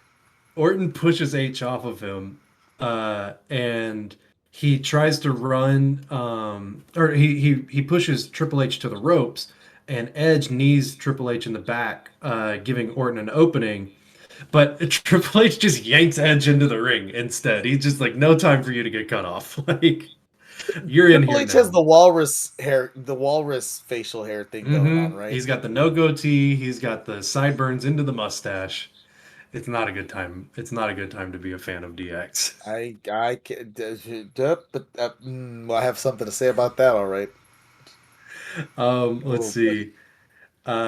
Orton then at some point tries to glom Triple H in the back, but Triple H just turns around and starts opening up or starts working up on him until Edge hits a chop block. Orton then gets Edge into the ring or by tagging him. Edge starts stomping on Triple H's leg, punches it on the ground, stretches Triple H's leg on the rope in the corner, bangs it into the post. And if I'm not mistaken, it's the left one, which is important here in a second. He teases the figure four, but Triple H just kicks Edge into the post. No, but you're not liking the figure four in on me, pal. No, that's not happening. Not while Ric Flair's on the card. No. Your legs are too long. That would have tore both his quads. Oh, God. He would have vinced himself. Let's see. Triple H tags in Shawn, and he starts doing his quick time comeback. He does the flying elbow, the atomic drop, knocks Orton down, does a scoop slam, and goes to the top, and tries to do the the jumping elbow.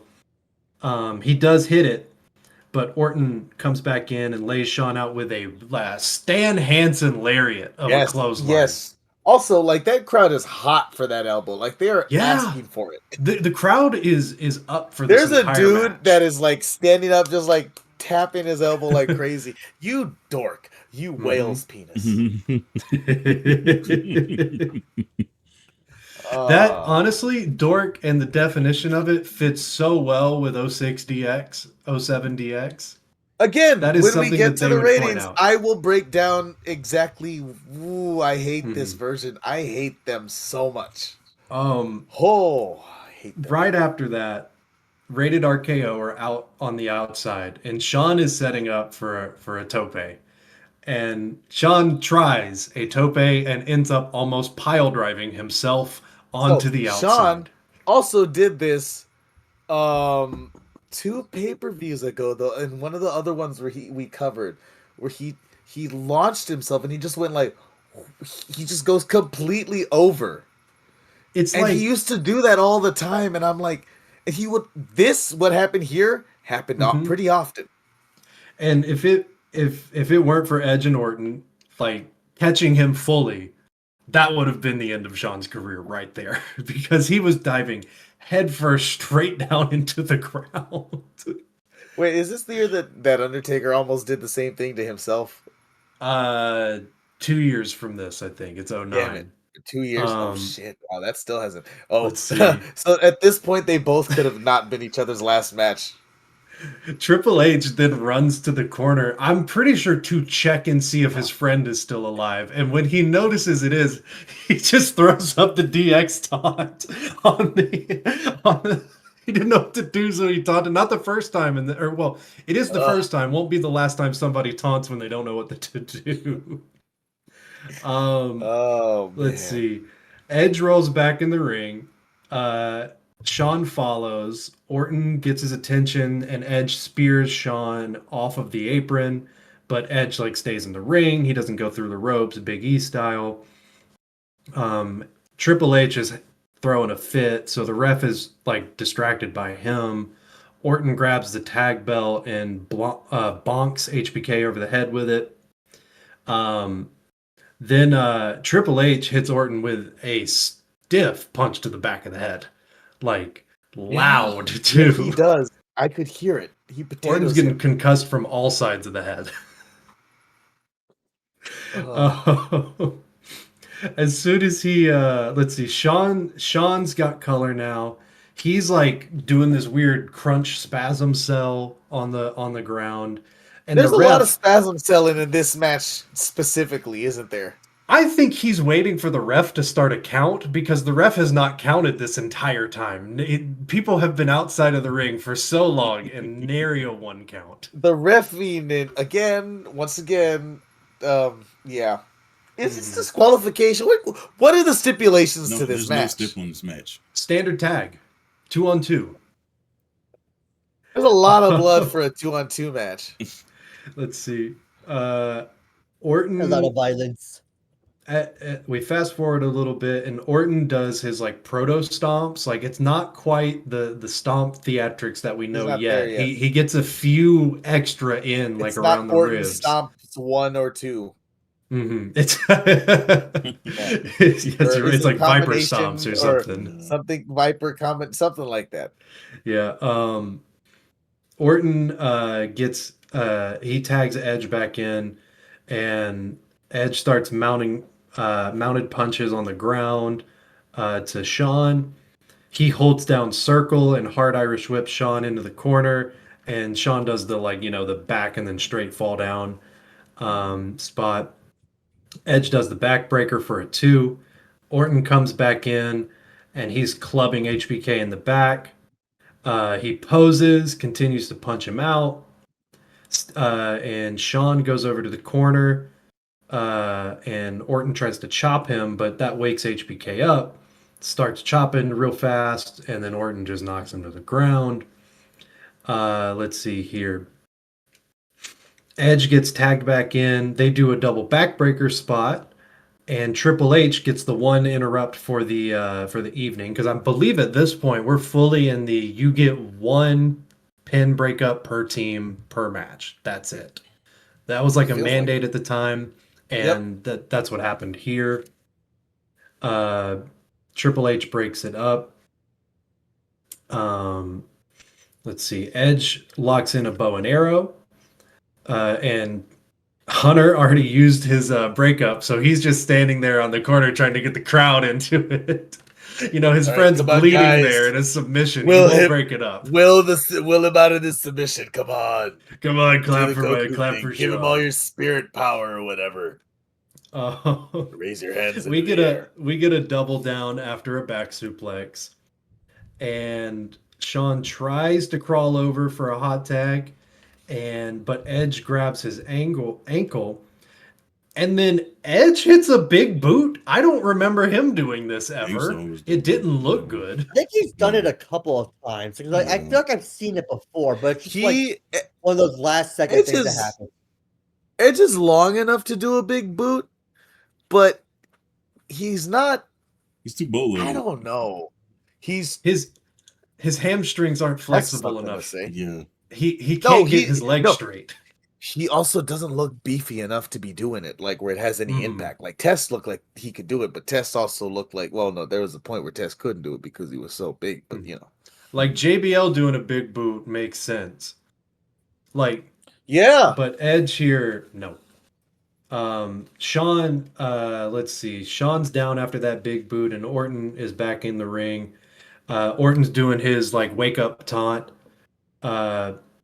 and tries to go for the RKO. Orton's still doing the one-armed RKO at this point. It's fun to see. I remember that animation in the video games was always so fun. Where you could just and he'd have the other arm out, and it would just look great.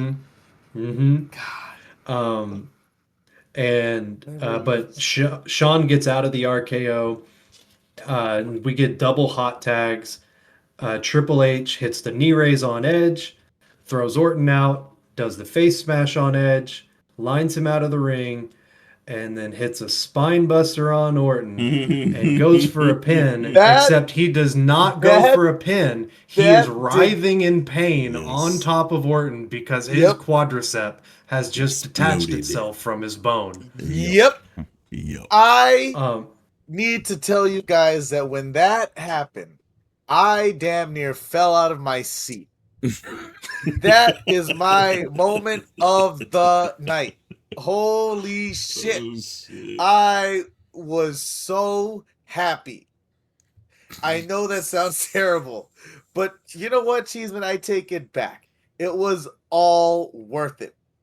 When I saw him not go for that pin, when I realized what had just happened to him, beautiful. Cinema. By the way, the ref counts the pin on Orton, who is not the legal man. Nope. JR even points it out. Commentary brings it up. Yep.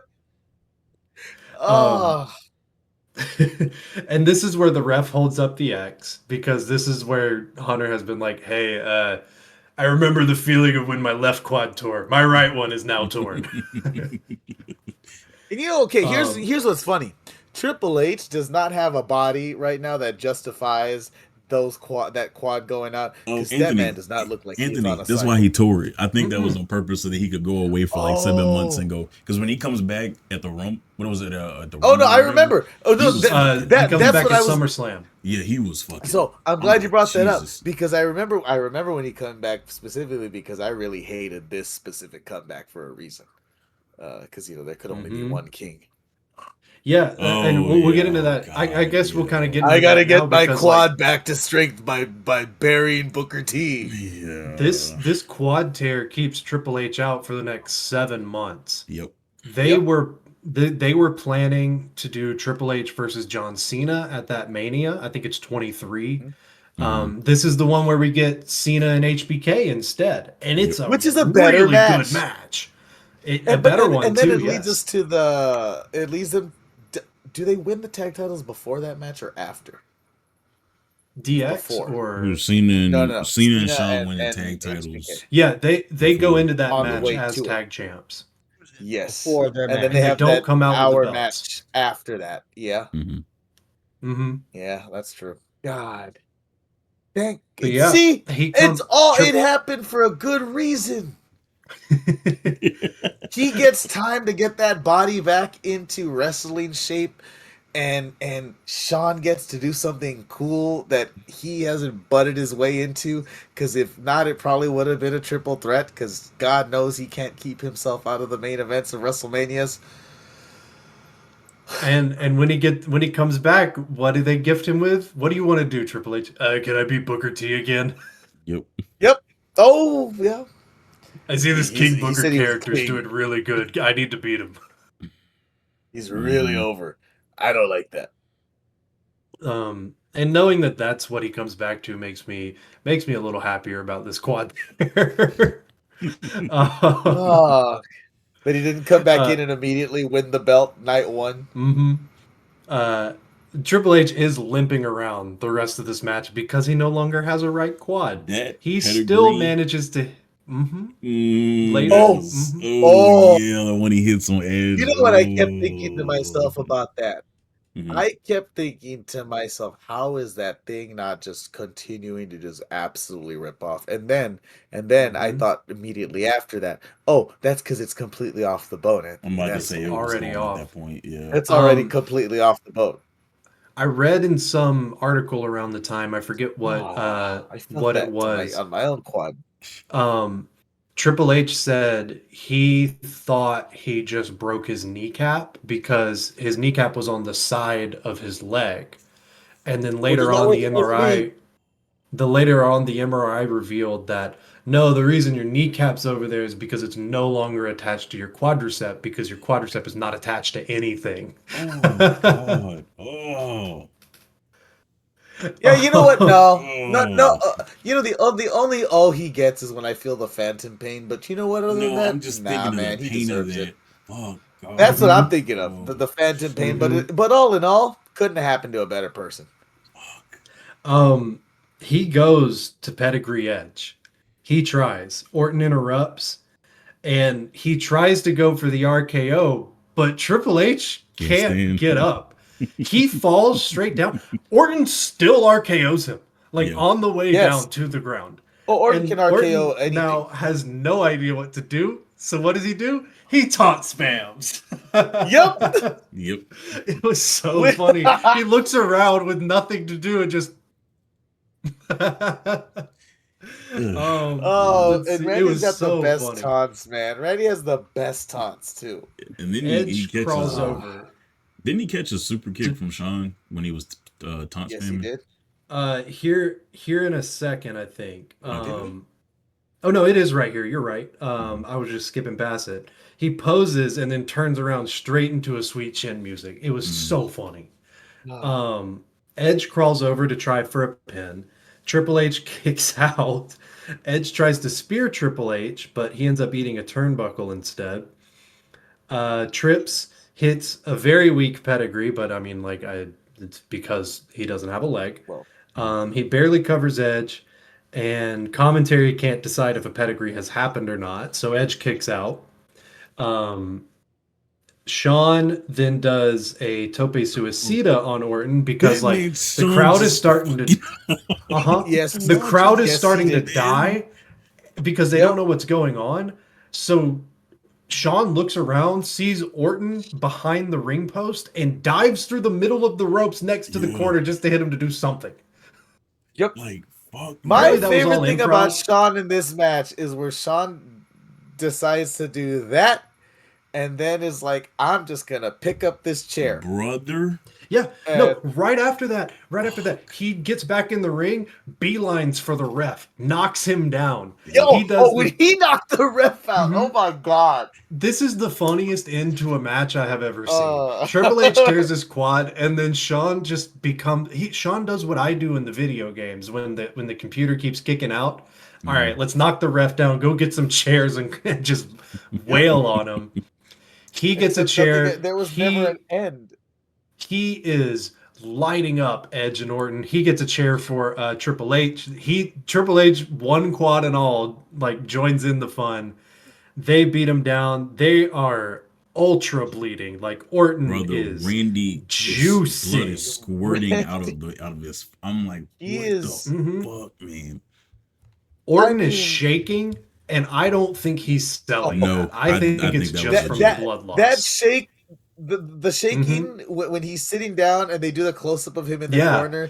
It reminds me of that same look that Randy has when he lands in the thumbtacks for the first time, and he's kind of just like, if I move, it hurt more.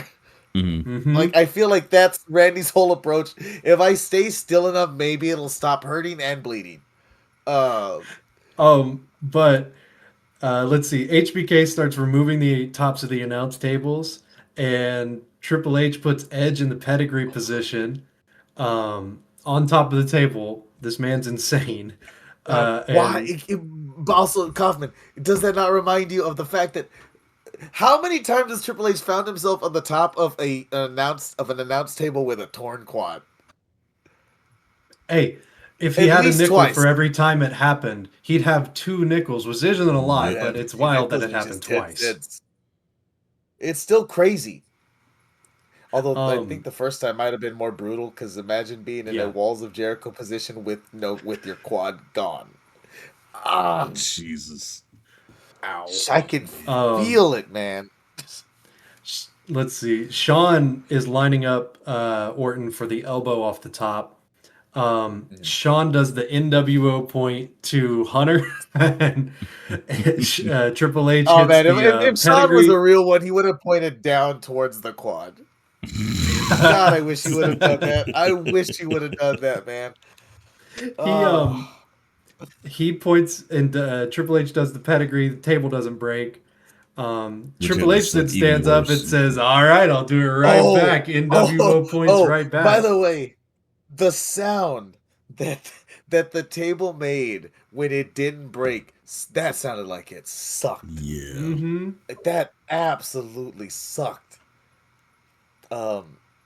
And let's see here. Sean elbow drops Orton through the table, makes a crunchy crunch.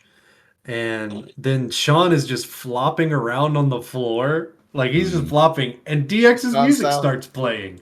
Also, no bell rings. The camera shot of Randy laying down once he went through the table and seeing the blood, like it was legit a poop. All like over. Randy had to have lost. Like, it looked like a murder scene. Jerry Lawler was talking about it, like gallons afterwards, of blood, just like how much. They tried to mop it up, and it was just like a pool of water and bleach and blood sitting there. Over they say that at the start of the next match. They say, "We tried to clean it up." Like shit, man. It's just like we tried. You know, no bell. We get a no contest finish. Orton's left in a pool in an ocean of his own blood. Edge got off pretty easily, didn't he? Edge was fine. Yeah, all things. Yeah, he was bleeding a little bit. Actually, to be fair, Edge has probably been through a lot worse at this point in time. He broke his neck, so yeah. Yeah. True. Well, I mean, think of everything he'd done already. Oh yeah, he had he's already with Foley and shit. So he's already had all of those matches. In the TLC matches. Foley match. He's done the fire. He's done all that stuff. He humped Beulah. He's looking over at Orton like, "Rough day, buddy." Yeah. Glad that's not me. They were cooking with this match, and then unfortunately, it popped a quad, and it didn't, it didn't hit that next gear that it was about to go into. It went in a completely different direction that was utterly hilarious. It went into the best place that I could ask for it to go to. But nothing crazy out of this match. I gave it 3 1/4, which is about as high as a no contest can go in my eyes. But it was still fun until that happened. I gave it 3 torn quads because I know that objectively there are worse versions of Triple H. I don't care. I don't want to hear that. I'm not here to be gaslit into this is the one that's the. I don't care. This is the worst one. This is my least favorite of all the Triple H's. Puffy with the fucking Greg Valentine hair, the Lemmy beard. The Lemmy beard, and the worst logo where it's the animated him and Sean with the X. I hate this. I probably would have given this a higher rating even with the chaos that happened because I thought it was enjoyable all the way around. But Triple H and this DX packaging is so bad and it's so jarring. Like this is the problem with this whole show. I don't give a fuck about any of it.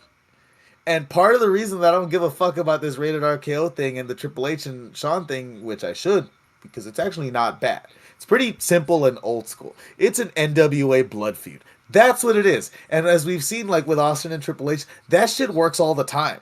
But it doesn't here because the two bad guys are presented one way, and then the others are golly shucks, neutered versions of themselves. And quite frankly, I would much rather it be Shawn Michaels and Ric Flair dealing with these two as opposed to Shawn Michaels and Triple H. I actively just don't want Triple H involved in anything at this time period. I really don't know. Like at this point, I have had think of how much Triple H you have consumed up to the point of 2007 if you have been watching this entire for a decade.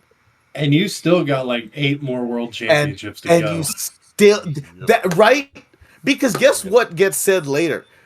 John Cena at this point is a 3-time world champion, and I thought to myself, buddy, there are 14 more left. 14 more. I hate this. I hate this version of Triple H. If he was out of this and it, like I said, it was someone else, I would care more. But it felt like he, to me, dragged all of this down. Shawn can do anything. Like, I know this. I've seen this. Shawn did, in fact, make all the best decisions he could make tonight for during this show. Yeah, and I'm glad we ended up getting the Shawn Michaels and John Cena stuff instead of Triple H and John Cena at WrestleMania. Sounds like a fucking nightmare. Well, we got the triple threat that one time, and that exactly. Yeah, no, this I really like the violence. I really, really, really like the violence. I thought that this was awesome. Fuck Chris Benoit for ruining everything for everyone. I gave this a 5 out of 10. I really hated the non-finish to title match on a pay-per-view, but I get it but I don't get it because I wonder what Triple H pedigree. What was the original finish? I don't know if this was supposed to be it or not because Triple H pedigrees him on the fucking table with this quad torn. So why didn't you just finish the fucking match? It was a whole 10 minutes of match after Triple H tore his quads. Was the plan the whole time for them to go to a non-finish anyway? I couldn't find the plan anywhere. I was trying to see because I was curious about that too. My only guess is like maybe DX were supposed to win, and since Triple H knew that his quad was torn, he's like, hey, we can't have us winning the belts right now. Especially since John and Shawn take him off Rated-RKO in probably like a month or so. Yeah. Okay, well then how long? Rated-RKO didn't even last that much, did they? No, they had that one run and that was it. Yep. Which is really lame because you potentially had something there. But yeah, I gave it a 5 out of 10. I like the violence at the end. I don't think the match was bad. It's just I think at this point in the show, I was just like, ugh. I'll go up to a 5.5 to be generous. This felt like this is the first time in the show where I asked myself, man, how many matches are left? I started looking. Ain't that the truth? This felt like it should have been the end. Yeah. Like this felt like it should have been the end, like the final match, because it had the big blow off, and then the rest of the show happened, and it was just weird. Yeah. Jeez, your rating. Jeez, great. I'll give it a C+. Just violence solves nothing is my takeaway from this match. Violence solves nothing. I can tell you something else that didn't solve my insomnia that I gained during the show. Cena cuts a promo backstage. I don't know what the fuck he's doing with his voice the first minute of the promo, but I'm like, what in the fuck are we doing? And then he goes into this normal speak thing where he's like, okay, I'm afraid of Umaga, but I'm not gonna say no because I'm gonna go over. So yeah. Then before the match starts, Jerry has a line. No, I think it was Jim who said it looks like an assassination is happening here. A career assassination on Randy Orton. And I'm like, holy shit. You have that's the line. Yeah. That's the line. Okay, I thought that was. No. This has to do with Chris Master and how JR essentially said this man can't cut promos. We get to the Chris Master. I took that line too. So we get Carlito with Tori Wilson versus Chris Masters, and this match is happening because Carlito and Chris Masters were a tag team. They broke up. I don't remember why, but Carlito was doing a face run at the time, and Tori Wilson was his girlfriend. So Chris Masters was pissed because Carlito had gone soft. Why are you mad at your bro dating Tori Wilson? I don't know, but he decides to put Tori Wilson in a master lock. And so that's why this match is happening. Yeah, boy, I tell you what. See, Chris Masters in the Master Lock. First off, like that's something that like everybody around like Also, my this age is round remembers one. vividly. And I like when I was watching that part where it gets to him locking in the master lock on Tori, I had this idea pop in my head. What if Chris Masters just went crazy and he just wanted to lock the master lock in on anybody and everybody he could? And he's like in the background of random promos sneaking up behind people and just master locking. He would have gotten them big into over the because the back. Master Lock Challenge was big That would have over. been the perfect way to book him. Yes. And again, this is first run right? When he was as juiced as he'd ever been. This is before he had got. This is before anybody had. Before he came back deflated. And he's got the amazing theme. Brother, so I took a note. Yes. Entrance. What? Every time I see it, I'm like, holy shit. So he comes out with the theme song. He's doing the poses, and there's legit power my ass for every pose that he does. Like legit every pose, there was a new firework explosion. Yep. So he does the whole entrance or whatever. And then JR has a line during his entrance when he gets in the ring and he says, and I quote, "If it was all about physique, Masters would be the WWE champion." And I'm like, holy shit. It hits even harder. I put JR says he can't hit promos. Because JR is the head of talent relations. So it's like, JR saying, hey, kid, learn how to cut a fucking promo and we'll make you a champion. He never learns how to cut a promo. So I was not paying attention to commentary at this point, and I wrote down their thoughts exactly. I said, Chris Masters, awesome name, awesome presentation, awesome theme, awesome pyro, awesome physique, built on an awesome amount of steroids. Shame he wasn't a good wrestler or promo. Nope. Awesome gimmick. Yeah. Also, never forget, had a random ass cameo in Big Time Rush. Yes, he did. Yes, he did. Yep. Oh god. This is why I love Cheese, because Cheese always comes with that random out of nowhere fucking fact every time. Every time I see him, that's all I can think about is, oh yeah, you were on that episode of Big Time Rush for like 30 seconds. That was so weird. He went to TNA, right? Yes. It was Chris Adonis in TNA. He was there for a while. But I don't think he ever won the TNA Championship. Another company that he did not win the world title. No. So. Well, again, if only it was all about physique, he would have been the champion. But Carlito starts the match with the SmackDown versus Raw Spear Punch combo, which is bullshit because Vince was all about physique, man. He was to an extent because Masters was so that's bad right. on the Chris match, Masters must have been extra booty. He was couldn't even look past it. That's how bad he was. He didn't even try to put a manager with him. Like, come on. No. Because Chris, that's a really good point. I never thought about that. To job to Bobby Lashley, who would end up not doing anything because Vince was an idiot. So there you go with that. Well, what's funny is Bobby the first one to break Wilson it, or as his manager.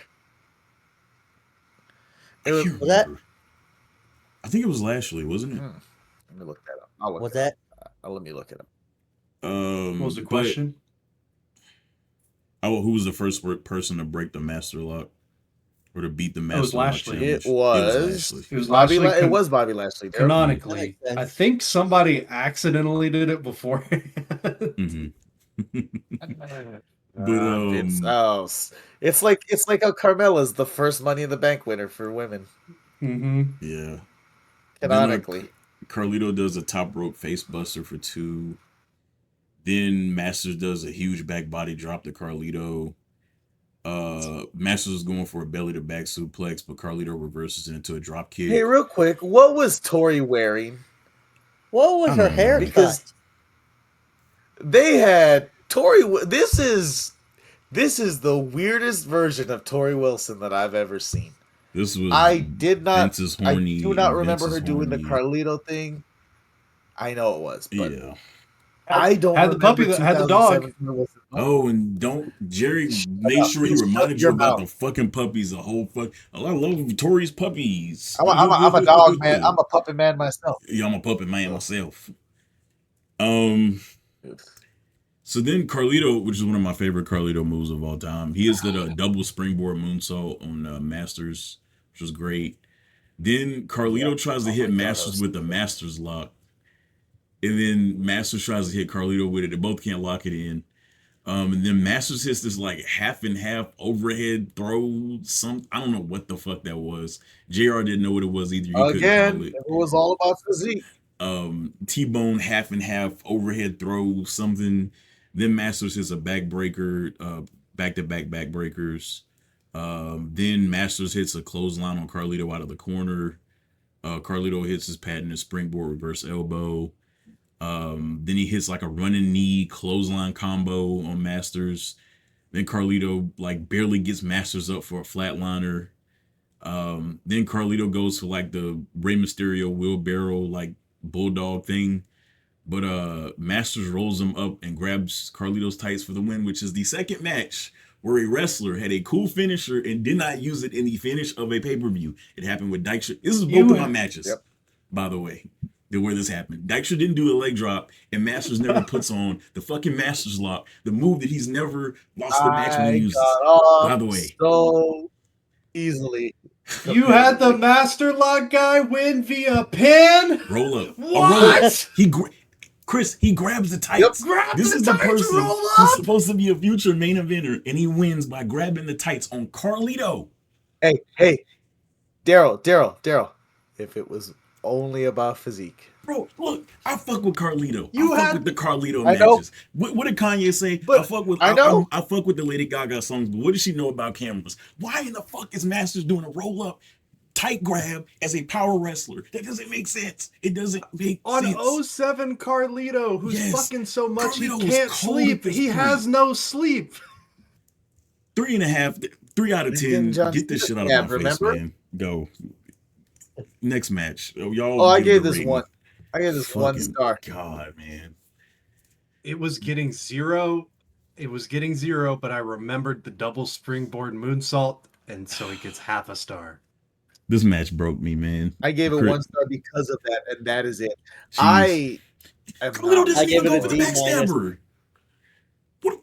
Just cool ass move, and neither of them go for their finisher at any point in the match. Sorry. I give it a D minus. Yeah. Simply because of how angry it makes Darrell. I see why both these guys got fired. And I know one of them was a wellness policy. Wasn't it Carlito wellness policy? Yeah, were they both? Both of them got popped. Were they both wellness policy? They both got popped. Carlito did not get fired. Carlito 109? He was fucking, he put on a I remember he was juicy. When he was teaming with his brother. Yeah. So I'm saying I wouldn't be surprised if both of them were hit with. Oh no, they both like not even alleged. I'm pretty sure they have like they articles about it. I think Carlito was just a cap casualty. Masters got popped like 3 times though. Because he deflated. And then he went away and came back deflated. Yeah, and then that was it. Again, it's funny because this is between now and then. It's only 2 years. Yep. All right. Chiefs, before you go into this next match, I have another. I'm going to sum it up in like 3 minutes. But all I want to say is this: WWE had this big problem, and this goes back to the Hogan era. A huge problem. We know this problem. To me, especially like as somebody who lived through this time period of wrestling. It was so annoying to see guys built up just to lose to John. Nobody ever got over on John once. What would have hurt about John losing the title here and then winning it back at the Rumble? Rusev. This exact thing was Rusev. Yes. If you look, like I was thinking about it the other day, and after I watched this, it was Rusev. It was Bray. I thought to myself, it was Braun and Roman. It's this like this happens over and over and over again. He was undefeated. Umaga was undefeated. Yes, undefeated, and he lost. He lost. Why? On a roll up again. That is the 3rd match tonight that ended on a roll up. Where Cena escapes it. Oh, nobody was talking to each other about their matches in 07. They were all just going out there. But it is just it's Umaga. So annoying. Like, why not give Umaga a 3-month run with the belt? Yes. Have Cena chase. Like, have him win it here. They face off at the Rumble and have a much better match. And what's or funny have him win it there and then lose it at Mania. Yep. Because they were never going to put Umaga in a main event of WrestleMania. But here's my problem, Chiefs. Here's my problem. No, but why did you give him premier position a year-long undefeated streak if you were just gonna have him plat? Like, this is my problem with the WWE. You're telling me that these guys aren't worthy of being in main event slots. Fine, then don't feed everybody. It fed everybody to, like, Umaga ran through the Raw roster. The only person who Umaga could not beat was John. And it's like, and that was the problem with everybody. The only time anybody else would get a title run with John at the helm was when he was hurt. They never did anything else interesting. That's what ran everybody to ROH and TNA and New Japan during this time Cross period. the line! It's like, it's just, everybody would get built up, and the crowd would, like, care about a guy because they build him up as this monster heel. He gets over as a heel. He gets heat. And then he just loses it. Umaga never recovered from this feud, by the way. And I know he had got popped for a wellness policy thing. But even before that, Vince, like, oh, well, Umaga will never main event a WrestleMania. Okay, then why give him the undefeated streak? That's stupid. How many guys did not recover from the John Cena loss? Like, Bray never did. As much as people like, Bray had a good career after, but it never was the same after he lost. I mean, to John. think about it. Bray won the championship. I don't care if Bray won the championship. It felt like it was nothing at that point because it was 2 years too late. It felt like a consolation prize. You had him lose to John. You had him lose to John. You had him lose to Undertaker. I don't care anymore. Like, all the cool Undertaker loss was worse for Bray than the John Cena loss. Changed my mind. Yeah. Oh no, but back to I don't care personally. I think they both back to back doing that one WrestleMania to the next just completely further buried him. But I feel like he never got a win back on John either. Nope. He never got a win on back. Did he win the Firefly Funhouse match? He got a fun. That's not a match. That doesn't count. Didn't he win that movie at the end? Sure, but that doesn't count. Bray never did any. Unfortunately, like, the truth of the matter is, Bray did a lot of interesting things. Even when but Bray he could have won the been title, so much bigger had he actually just gotten. He didn't even need to win the match, guys. But Anthony, John just had to hit him with a chair. Not only did he lose to John and Taker, but then when he won the title, he lost to Randy. He got hit by the trifecta. Wait, no. It's about to be a quad because then he won the belt again and lost it to Goldberg. Yep. Oh yeah, that happened too. So, but I was not watching. But this is that time. thing where. Hey. So with I know, right? Neither was I. But I know of it. John did this to same thing with, like, any chance that they had to build up a guy like Wade Barrett. Same thing. I'm not gonna say Wade Barrett was gonna be much of anything, but it's like you had fucking, again. I will always say this. I will say this till I die. If Jinder Mahal can be a world champion, then anybody can. Jack Swagger was a world heavyweight champion for months. Oh, I forgot about him completely. Jack Swagger could be. At least I will give Jinder this. Jinder was boring as fuck to me, but at least he could speak a legible sentence. Jack Swagger could not talk. He was still more entertaining. He couldn't wrestle. I forgot about Jack His character was boring, and this dude was world heavyweight champion. This dude was beating Randy Orton and Christian on SmackDown when Christian and Randy Orton had the hot feud at the time. This dude was the world heavyweight champion. Yep. Like this is like you cannot tell me that Umaga couldn't be the WWE champion for at least a month, but then 3 years later, you booked Jack Swagger to be your world heavyweight champion. I don't want to hear that. I'm sorry. Yes. Jake Hager has never been a world heavyweight championship level wrestler. Jeez, I'm sorry to cut into your match, but I just had to get that rant out. Dude, I'm gonna sum it up right here. Umaga squashes, Cena wins. Yeah. That is the match. Holy shit, that is the match. There's not even an attitude adjustment. There's not an STFU. Nope. The most Cena gets in is a 5 knuckle. Not even a whole 5 moves of doom. Just like one shoulder takedown, a 5 knuckle shuffle, and then he wins with a roll up. But to be fair, I'm going to defend this match. I'm going to defend this match. I'm going to defend this match. I'm going to defend this match. I'm stuck in a loophole. It was the right decision to have him be destroyed and win by roll-up because then it led to an even better match as stated at Royal Rumble. Yes, it did. That match at Rumble is Well, okay. legitimately sick. Watching Cena get destroyed.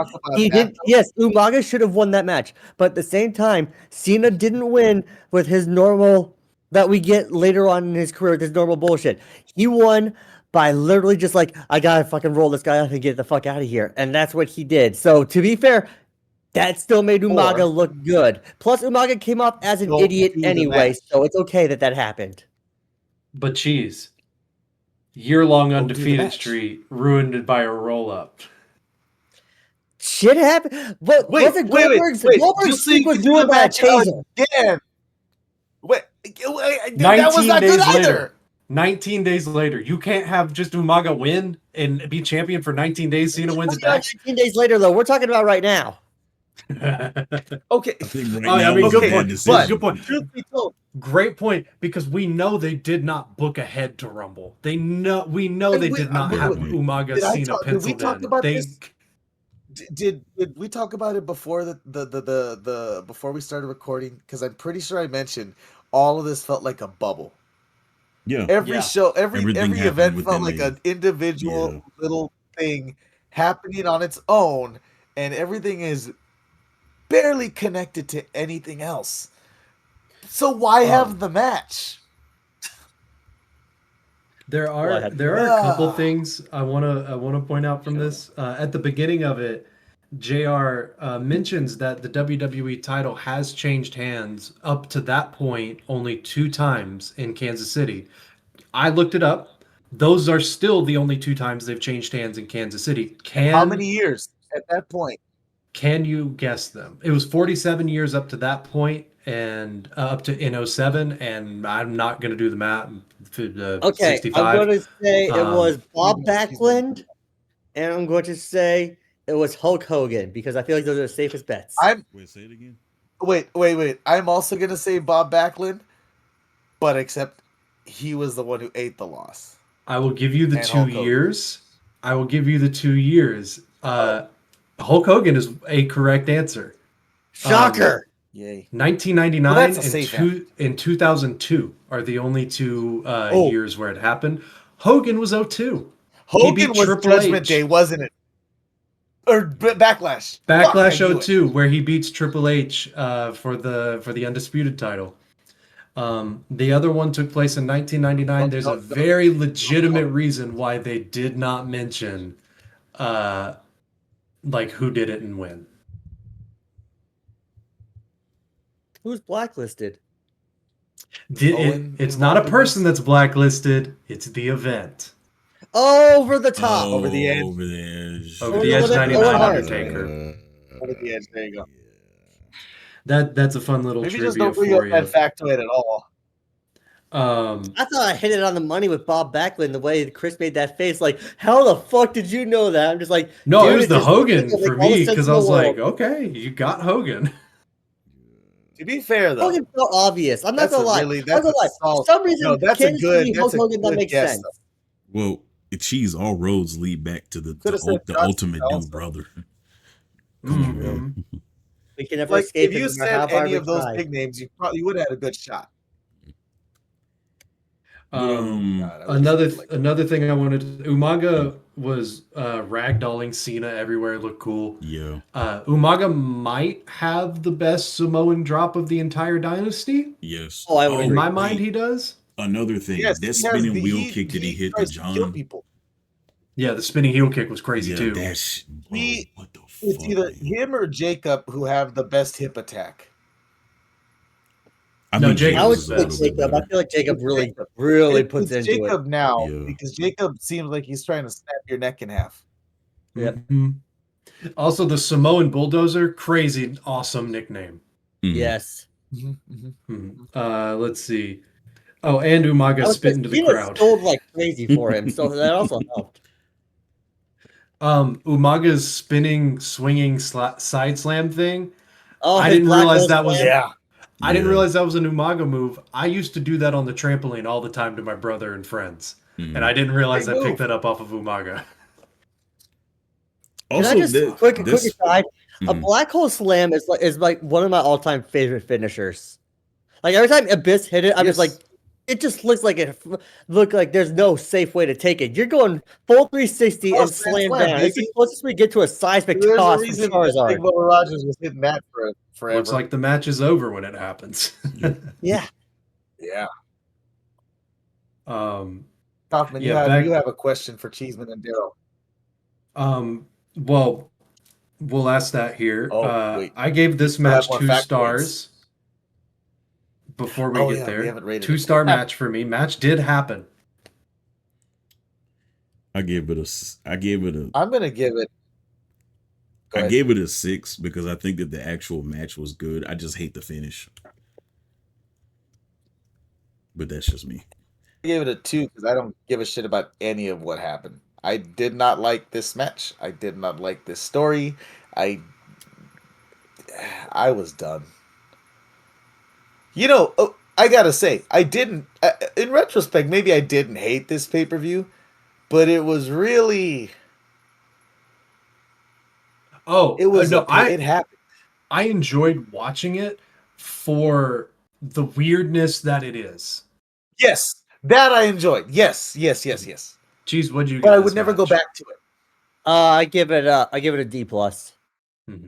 And Darrell? Oh yeah, I gave it a 6. All right. So 6 out of 10. This next thing we're going to try to remember to do every week. Anthony and I are going to select one wrestler from the card, and you two have to collaborate to figure out what the highest rated match of this person is, singles match of their career, and who it was against. By Dave Meltzer, by the way. Okay. Yes, we can do the Dave Meltzer score or the cage match score depending on availability. Ooh. Okay, perfect. That's a good one. So it's a singles match as well. Fellas, what was the highest rated Jim Duggan singles match of all time? Who was it with? I don't know. I don't know when it was. But we lost him. No, I'm here. I'm still here. I'm going to say this. It had to be WCW, so I had to go with Ron Simmons. I'm on the same boat. And what do you think the rating was? What do you think the rating was, though? What the rating was? Is it a Meltzer or a cage match rating? I'm going to go ahead. Meltzer rating. Did he always do 5 stars before he started going crazy with it? The first 6, like the first above 5-star match was like Kenny and Okada. Okay, so it was. No. There's one other one that's sick. That's like above that. It was Ric Flair and Ricky Steamboat in like a house show. Okay, but it's always been typically a 0 to 5 star. This match is not above 5. Okay. I was about to tell you, just so you know, Jim Duggan, guys, understand. Yes, I'm asking you to get this, to get the star rating. It's not going to be a high star rating. Yeah, I'm going to go 2.5. Guys. It's not high. I'm going to go with 2.5. 3.25. So his highest one against was 3.5. So you're 0 for 1 so far. Can you save it with who it was against? Cheese, what did you say? I said Ron Simmons. I feel like it had to be against him. I don't know why. I feel like that would be. I mean, unless you're going to tell me it's like one of the big guys. Is it going to be Ric Flair? If it's going to be Flair, I'm going to be mad. I'm going to go curveball here. I'm going to go Vader. Well, first off, I need you to start booking wrestling because Jim Duggan versus Vader sounds like a 9-star match. That'd be amazing. It was, if we go by the Meltzer, Jim Duggan in 1990 on January the 27th had a 3.5-star match against Macho Man Randy Savage. I shouldn't be surprising. I'm not going to make anybody look good. Okay. Yeah. Now, there is a big discrepancy between his highest rated Meltzer match and cage match. There's one he did in 1985 that got an 8.56. It is a steel cage street fight What the fuck? Wait, again? How do you things don't combo go those together. two? Don't know, but maybe it's steel cage, 1989? but you're allowed to leave. Oh no, I know what it is. It's essentially the what was that match that Dean Ambrose and Chris Jericho had? Oh, With the weapon. the Asylum? lunatic house match. Yeah. Yes, Asylum- that one. Asylum That match. where that shit is. Yeah, that's what that is. Except it's Who would 2x4s. this be against? It is a big name in wrestling. It's not really somebody that you would think is a match guy though. Not the match guy. What was a match guy? What was the year again? 85. 85. Oh, yeah, what was it? Oh, 85. Oh shit. Was it she? Junkyard Dog. Cheese? What was that one guy's name? Not Junkyard Dog. God damn it. Coco Beware? I'm talking about Abdul. He had the nose tape. The nose tape. He had the nose tape, I'm blanking. like Ahmad something. Oh, Ahmad Somebody help Johnson. me out here. You Oh, guys- oh. Ahmed Johnson. Ahmed Yes, Johnson. I go with Was Ahmed he? Johnson. No, Ahmed Johnson. Hey, Ahmed Johnson was not wrestling in 1985. Yeah, he didn't go. And on he was not Total wrestling Wars. he was not wrestling a high caliber match. I'm telling you that right now. Take that back. You will Yeah, find that's the him. first person I thought was he's not a match guy. Well, he sure as shit wasn't a match guy. I can tell you that. No, he wasn't. Oh my You're god! right. Wait, no. You'll find him in When the did Mississippi. Ryan Knobs start wrestling? No. You'll find this man Shut in the Mississippi legal. He's in a lot of trouble Ted? legally in Mississippi. Ew. Ted? Ew. It is Millionaire Ted. Fuck, Yes. I'm not trying to watch no Ted DiBiase match. I'm gonna keep it up. See that's why I did the Meltzer one for this one. No. Because Jim Duggan's like top Yeah. 3 singles matches are Ted DiBiase, Buzz Sawyer, and then a fourth one is Ted DiBiase. Fuck out of here. This is my favorite Get the game. fuck How out of about here. real quick? How about Super Crazy? What's Super Yes, Crazy? man. You know what? Yeah, one for the road. We'll look up Super Crazy since we probably aren't going to have too many matches with him. No, Don't worry, I'll fix that. He may have some good. He may have. I'll he find one. definitely I'll have a find a high pay per rating. view he's on. So we'll save it. We'll save Super Crazy for a future date then. Mhm. God. I'll find one. What'd you guys give the show overall? 4.5 out of 10. Oh yeah, Just like I gave it a 2 out of 5. I'll give it a Super 2.5 out of 5. And I'll give it Hey, man. a D plus Who needs overall. to- Why do you need to put a fence between America and Mexico when you have Jim Duggan and Super Crazy on the case? Chris, what's your rating? I gave it 2 3/4.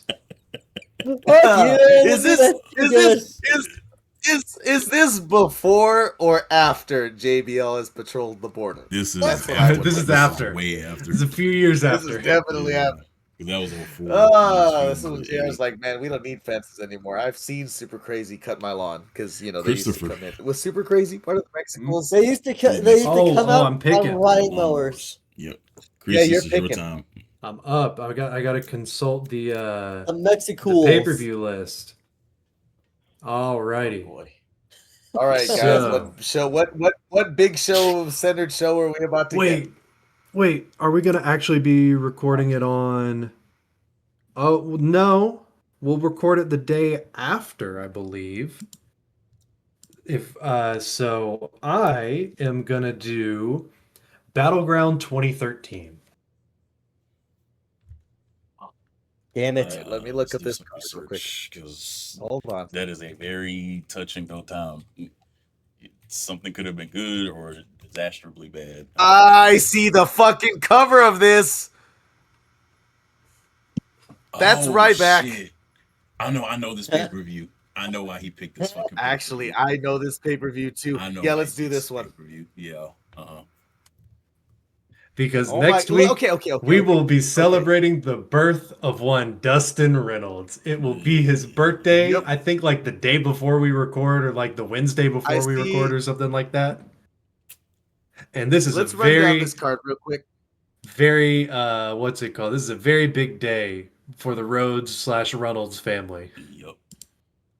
let's talk about this real quick because you open. Oh boy, I am calling number 8. I'm calling the last 2 matches.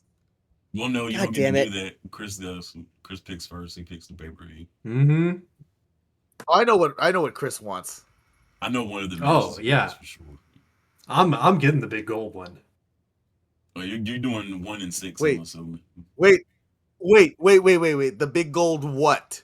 The big gold one as in like gold dust, or the big gold one as the big gold belt? Okay, you're doing 6. Okay, what's the other match you're doing? Because there's 8 matches here. I would love to do that Dolph Ziggler one, but it looks like it was pre-show. Yeah. If it's pre-show, it counts, and it's 10 minutes. If you want to do that for fun for you, you can do that on your own if you want. Oh no, I'm doing. I'll do the other tag match. Oh, I know what he's doing. I'll do the other tag match because the fucking oh my god. Oh, it's okay. Okay. I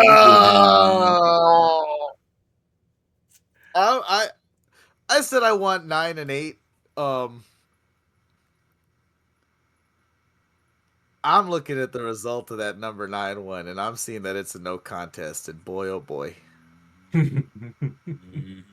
oh boy, you know what? Oh my god! Oh boy, we might have to pick this after the show. Look, there's some stuff to dig. Personally,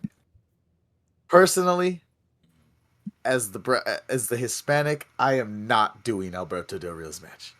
Not it either. Not it. I'll take the. I've already called no on that. I'm taking 8 and 9. I'll just take 8 and 9. You're taking 8 and 9. Cheese, you pick. I think that Cheeseman needs 3 matches because I really want to hear him cover AJ Lee with Tamina. Oh my god! Oh, what are you picking, Cheese? Fucking hell! Do I have to do the?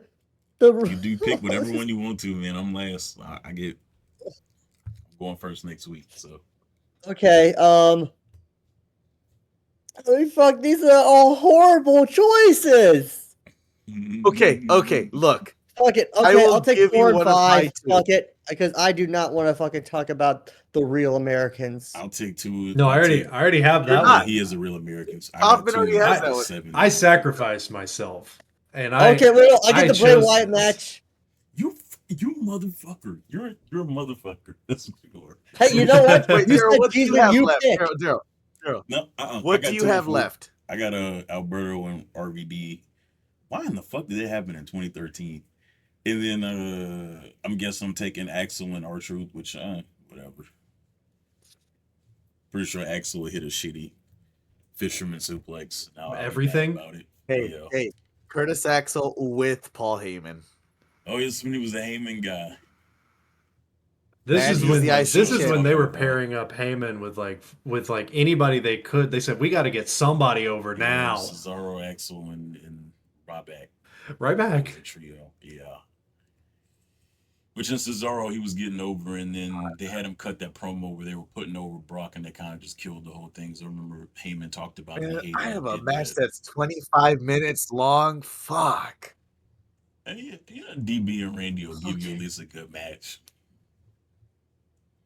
Yeah, but see, y'all forget 2013 that for a fact that Triple H is about to come out in some way, shape, or form to ruin my night. That's the great part about it. What are you talking about? But I needed to. I need to. Oh no, Anthony Triple H is not the one that comes out. Oh my god. I'm not gonna say it. Oh shit, I'm not gonna say it. and that's the episode today, everybody. Thanks for tuning into the Drop Toe Hole podcast. We'll be back at you next week. Like, subscribe. Oh, one more thing. I should have said this at the beginning of the show. Friend of the show, Jordan Jackson. I think Anthony, you met him, and I know you know him, Chris. Gifted me a copy of WWE 2K25 on PC, the King of Kings version. So March the 6th, I will be doing a live stream playing through that game for the first time. Are you fucking kidding me? 26? Midnight. I just read this. Are you fucking kidding me? But Yes, we will be streaming on March the 6th that night for that game. So check us out. Hey, just so you know, Kaufman, this event was voted by the Wrestling Observer newsletter as the worst wrestling show of 2013. Let's go. Let's go. Let's go. Goodness. Oh, wait, man. okay, Chris I is do have trying to get say the heat off of cheese. That's what he's doing. We gave you a lot of shit, but this still might be better. Sorry. To be fair, yeah, the worst of 2013 was probably better than 2000. I was gonna say it's just a matter of the fact that the worst of then is better than the worst of 2007, and that's. Mm-hmm. Oh boy, what a. Peace out, everybody. What a.